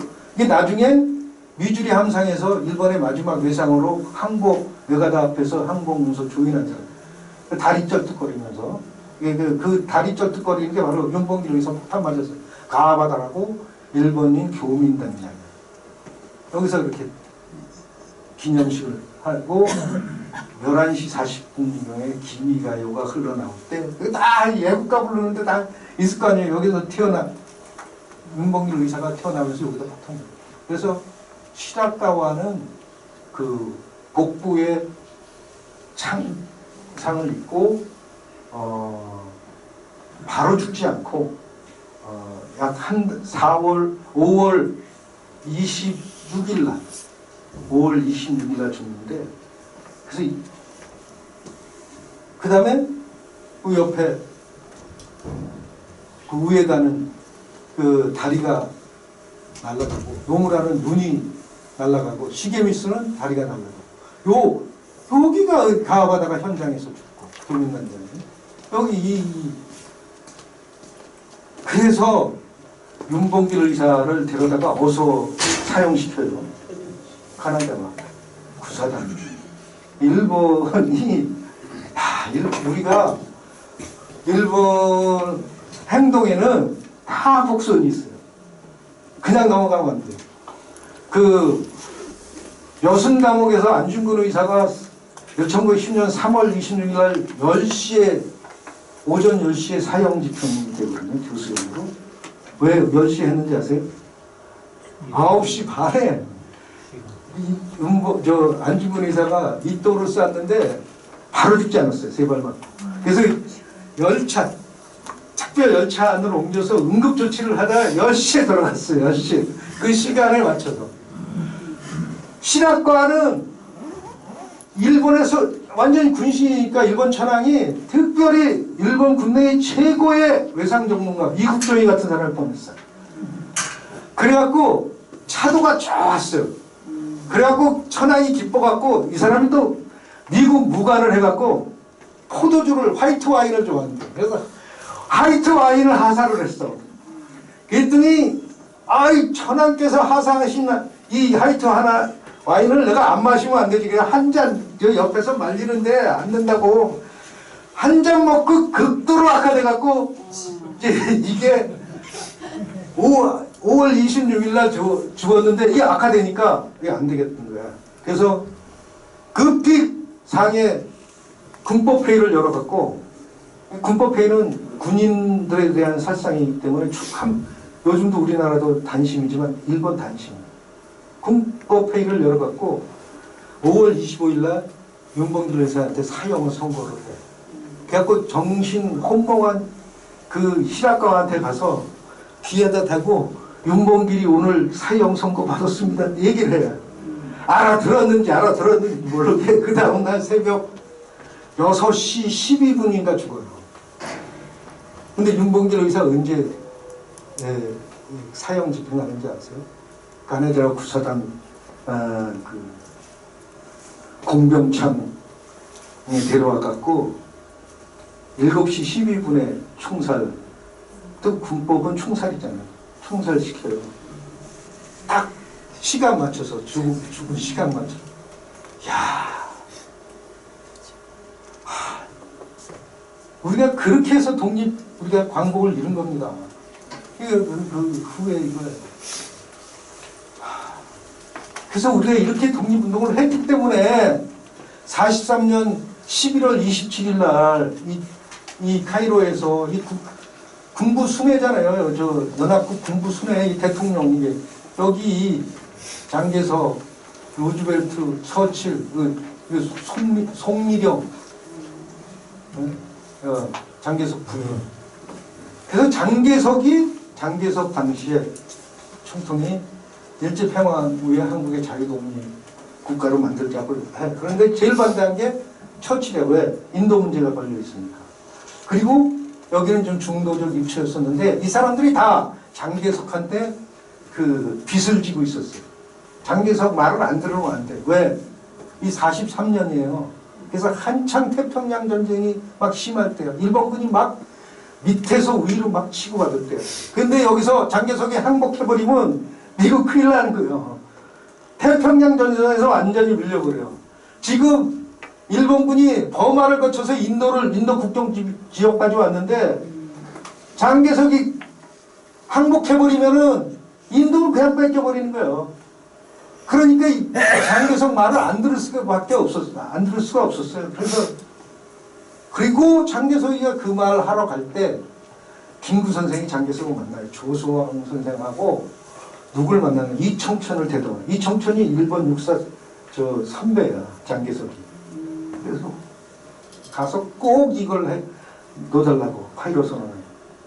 그래서 이게 우리가 국제적으로 유일한 국가예요. 유일한 국가. 당시에 3분의 2가 식민지 반식민지 국가 중에서 우리가 그 2차 세계대전 종전 후에 자유독립을 보장받은 유일한 국가예요. 그래서 사실은 그게 광복이 그냥 이루어진 게 이건 광복을 이렇게 맞이해서 이거 이제 기념사진 찍은 겁니다. 이게 중경의 연하지 마지막 청사예요. 한국하기 직전에 김구 선생, 엄황섭 선생, 여기 신익희 선생, 딱 여기 기념사진 찍은 조수왕 선생, 그 다음에 여기 또 그리고 이분들이 올 때 군대 가면은 이거 아니 제대할 때 이거 쓰잖아요. 제유 동지 제명 기념. 여기 제유가 뭐냐면 중경의 한 이름이에요. 상해는 호라고 해요. 호. 중경에 머물던 동지들이 이름과 제명을 쓴 기념이라. 여기 누가 썼어요? 히니키. 히니키가 이 히니키가 쓴 건데 요거 히니키 선생. 누구한테 줬어요? 동수. 김동수한테 준. 김동수가 이제 귀국한다고 하니까 이제 임시정부 요인들한테 제명을 이름과 그 제명 그래서 김구 선생, 홍진 당시 의정원 의장은 정성단결. 여기 재밌어요. 여기 김약산, 김원봉은 인민을 위해 노력을 하시고 여기 이제 윤기섭 선생 세 살림 차리요 고로 잘 살게. 이게 다 우리의 정성단결해서 세 살림 차려서 잘 살게 하자. 그리고 이 사회주의적 성향이 진보적 민족주의에서 약산 김원봉은 인민을 위해서 노력을 다하자. 그리고 우리가 임시정부가 45년 11월 23일 한국하자 12월 달에 우리 국민들이 임시정부를 대대적인 환영을 해줍니다. 임시정부가 정부 자격으로 오지 못했어요. 미국의 반대로. 그렇지만 우리 국민들 마음속에는 우리 정부야. 그럼 왜 대대적으로 환영을 해줘요? 지금 서울운동장에서 환영식도 갖고. 그 다음에 이래서 48년 우리가 대한민국 정식정부를 수립하잖아요. 그래서 대한민국 정부 수립 국민 축하식이에요. 요게 이승만 대통령이 있습니다. 그리고 그 옆에 메가더 사령관이 있고. 그리고 임시정부가 실질적으로 헌법에 이렇게 우리 헌법에 임시정부를 계승한다고 돼 있고. 그 다음에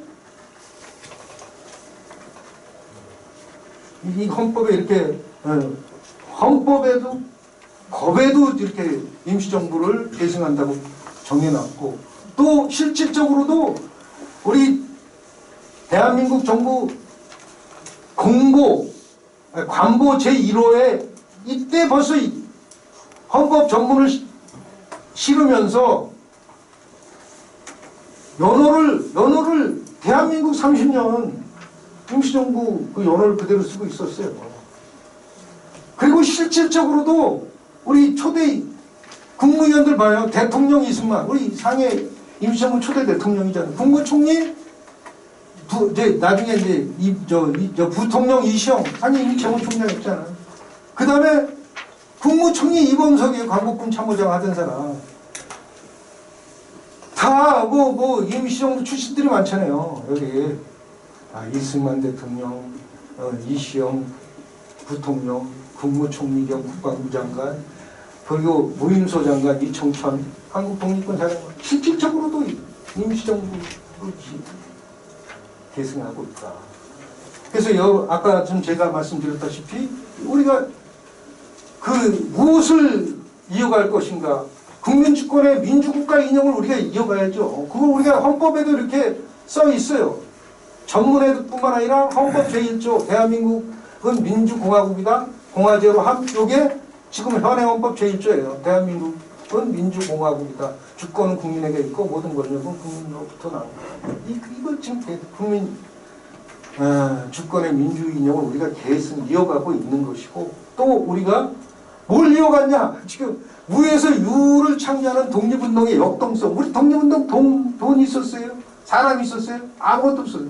다 외국 땅에서 눈치 받으면서 눈치밥 먹으면서 또 그야말로 풍찬 노숙하면서 독립운동하는 그 역동성. 우리가 영국의 정치학자가 그랬잖아요. 한국에서 민주주의가 꽃피길 바라는 것은 쓰레기통에서 장미가 피길 바라는 거. 그건 우리 피였어요. 그리고 우리가 6.25 전쟁 이후에 우리 한국 서울 상공을 한번 보세요. 완전히 쑥대맞았잖아요. 거기서 우리가 70년대 60년 70년대 진짜 한강의 기적을 이뤄냈잖아요. 그래서 세계 지금 경제 10위권이라고 자랑하고 있잖아요. 그거 어디에서 나온 거예요? 국민운동의 역동성이에요. 극락을 이겨낸 독립운동의 역동성. 저는 그거라고 봐요. 일제가 준 세례가 아니에요. 식민지 발전론이 아니에요. 식민지가 우리한테 다 수탈해 갔지. 우리한테 뭐 한 게 뭐 민주주의를 가르쳤어요. 우리 뭐 경제 발전을 시켰어요. 다 그리고 나중에 다 뜯어갔잖아. 그다음에 독립운동이 우리한테 가르쳐주는 건 국민 통합해야 된다. 독립운동 중에서 좌우 합작을 계속 지속했어요. 그걸 도산 선생은 민족 대동단결 노선이라고 했고 사회주의자는 민족 통일 전선이라고 얘기했지만 그건 결국은 민족 통일, 민족 통합의 길이요. 3.1운동도 우리가 그렇게 한마음 한뜻으로 전 계층이 일어났잖아요. 그 다음에 임시정부도 통일 임시정부 만들었잖아요. 6.1당운동 또 국내에서는 좌우 협동으로 신간에 만들었잖아요.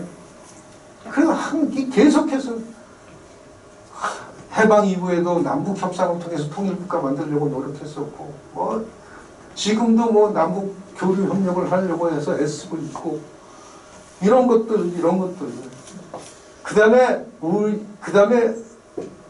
독립운동 이념이 우리에게 주는 과제가 있어요. 그게 뭐냐면은 지금 이거예요. 상견주의 세 가지는 고르게 하자고 하는 거예요. 뭐예요? 정치균등. 이거는 어느 정도 이뤘잖아요. 지금 보통선거제와 그다음에 민주주의. 보통선거를 통해서 우리 지금 뭐 돈 많다고 표 두 개 주고 그러지 않잖아요. 다 하나. 그다음에 교육균등. 지금 고등학교 거의 중학교는 완전히 의무교육이고 고등학교까지 거의 의무화돼 있잖아요. 교육균등 어느 정도 이루어져. 지금 가장 모르고 있는 게 경제. 그래서 맨날 대통령 후보들이 경제 민주화 얘기만 하는데 한 보수의 우상이라고 했던 박근혜 정부도 박근혜 대통령도 출마할 때 경제 민주화 하겠다고 얘기하고 뭐 다 경제 민주화 하겠다고 하는데 아직 못 이루고 있잖아요. 그 꿈을 우리가 이제 이어가서 정말 자랑스러운 대한민국을 만들어야죠. 이제 그게 우리의 이제 꿈이고요. 그다음에 그리고 마지막으로 우리가 문화국가. 지금 그거 이루고 있잖아요. K컬처. 지금 우리가 세계를 우리가 기쁘게 하고 있지 않습니까? K스포츠, K팝, 지금 완전히 이게 김구 선생의 문화 국가론이에요. 그걸 어느 정도 이뤄가고 있는데 이 문화 더 발전시켜 세계 인류를 제일 평화롭고 윤택하게 할 수 있는 방법은 문화국가예요.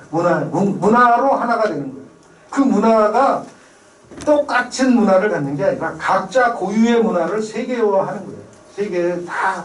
그래서 외국인들도 한국 문화를 즐기고 우리도 미국 문화를 즐기고 가서 영국 문화를 즐기고 그리고 우리 일본 제페니스 컬처, 제페니스 가든, 제페니스 푸드 다 우리 지금 일본 가서 일본 음식 많이 먹고 좋고 가든 가서 일본 놈들 진짜 아기자기하게 잘 꾸며놨다. 중국 가면 와 이놈들 정말 대단한.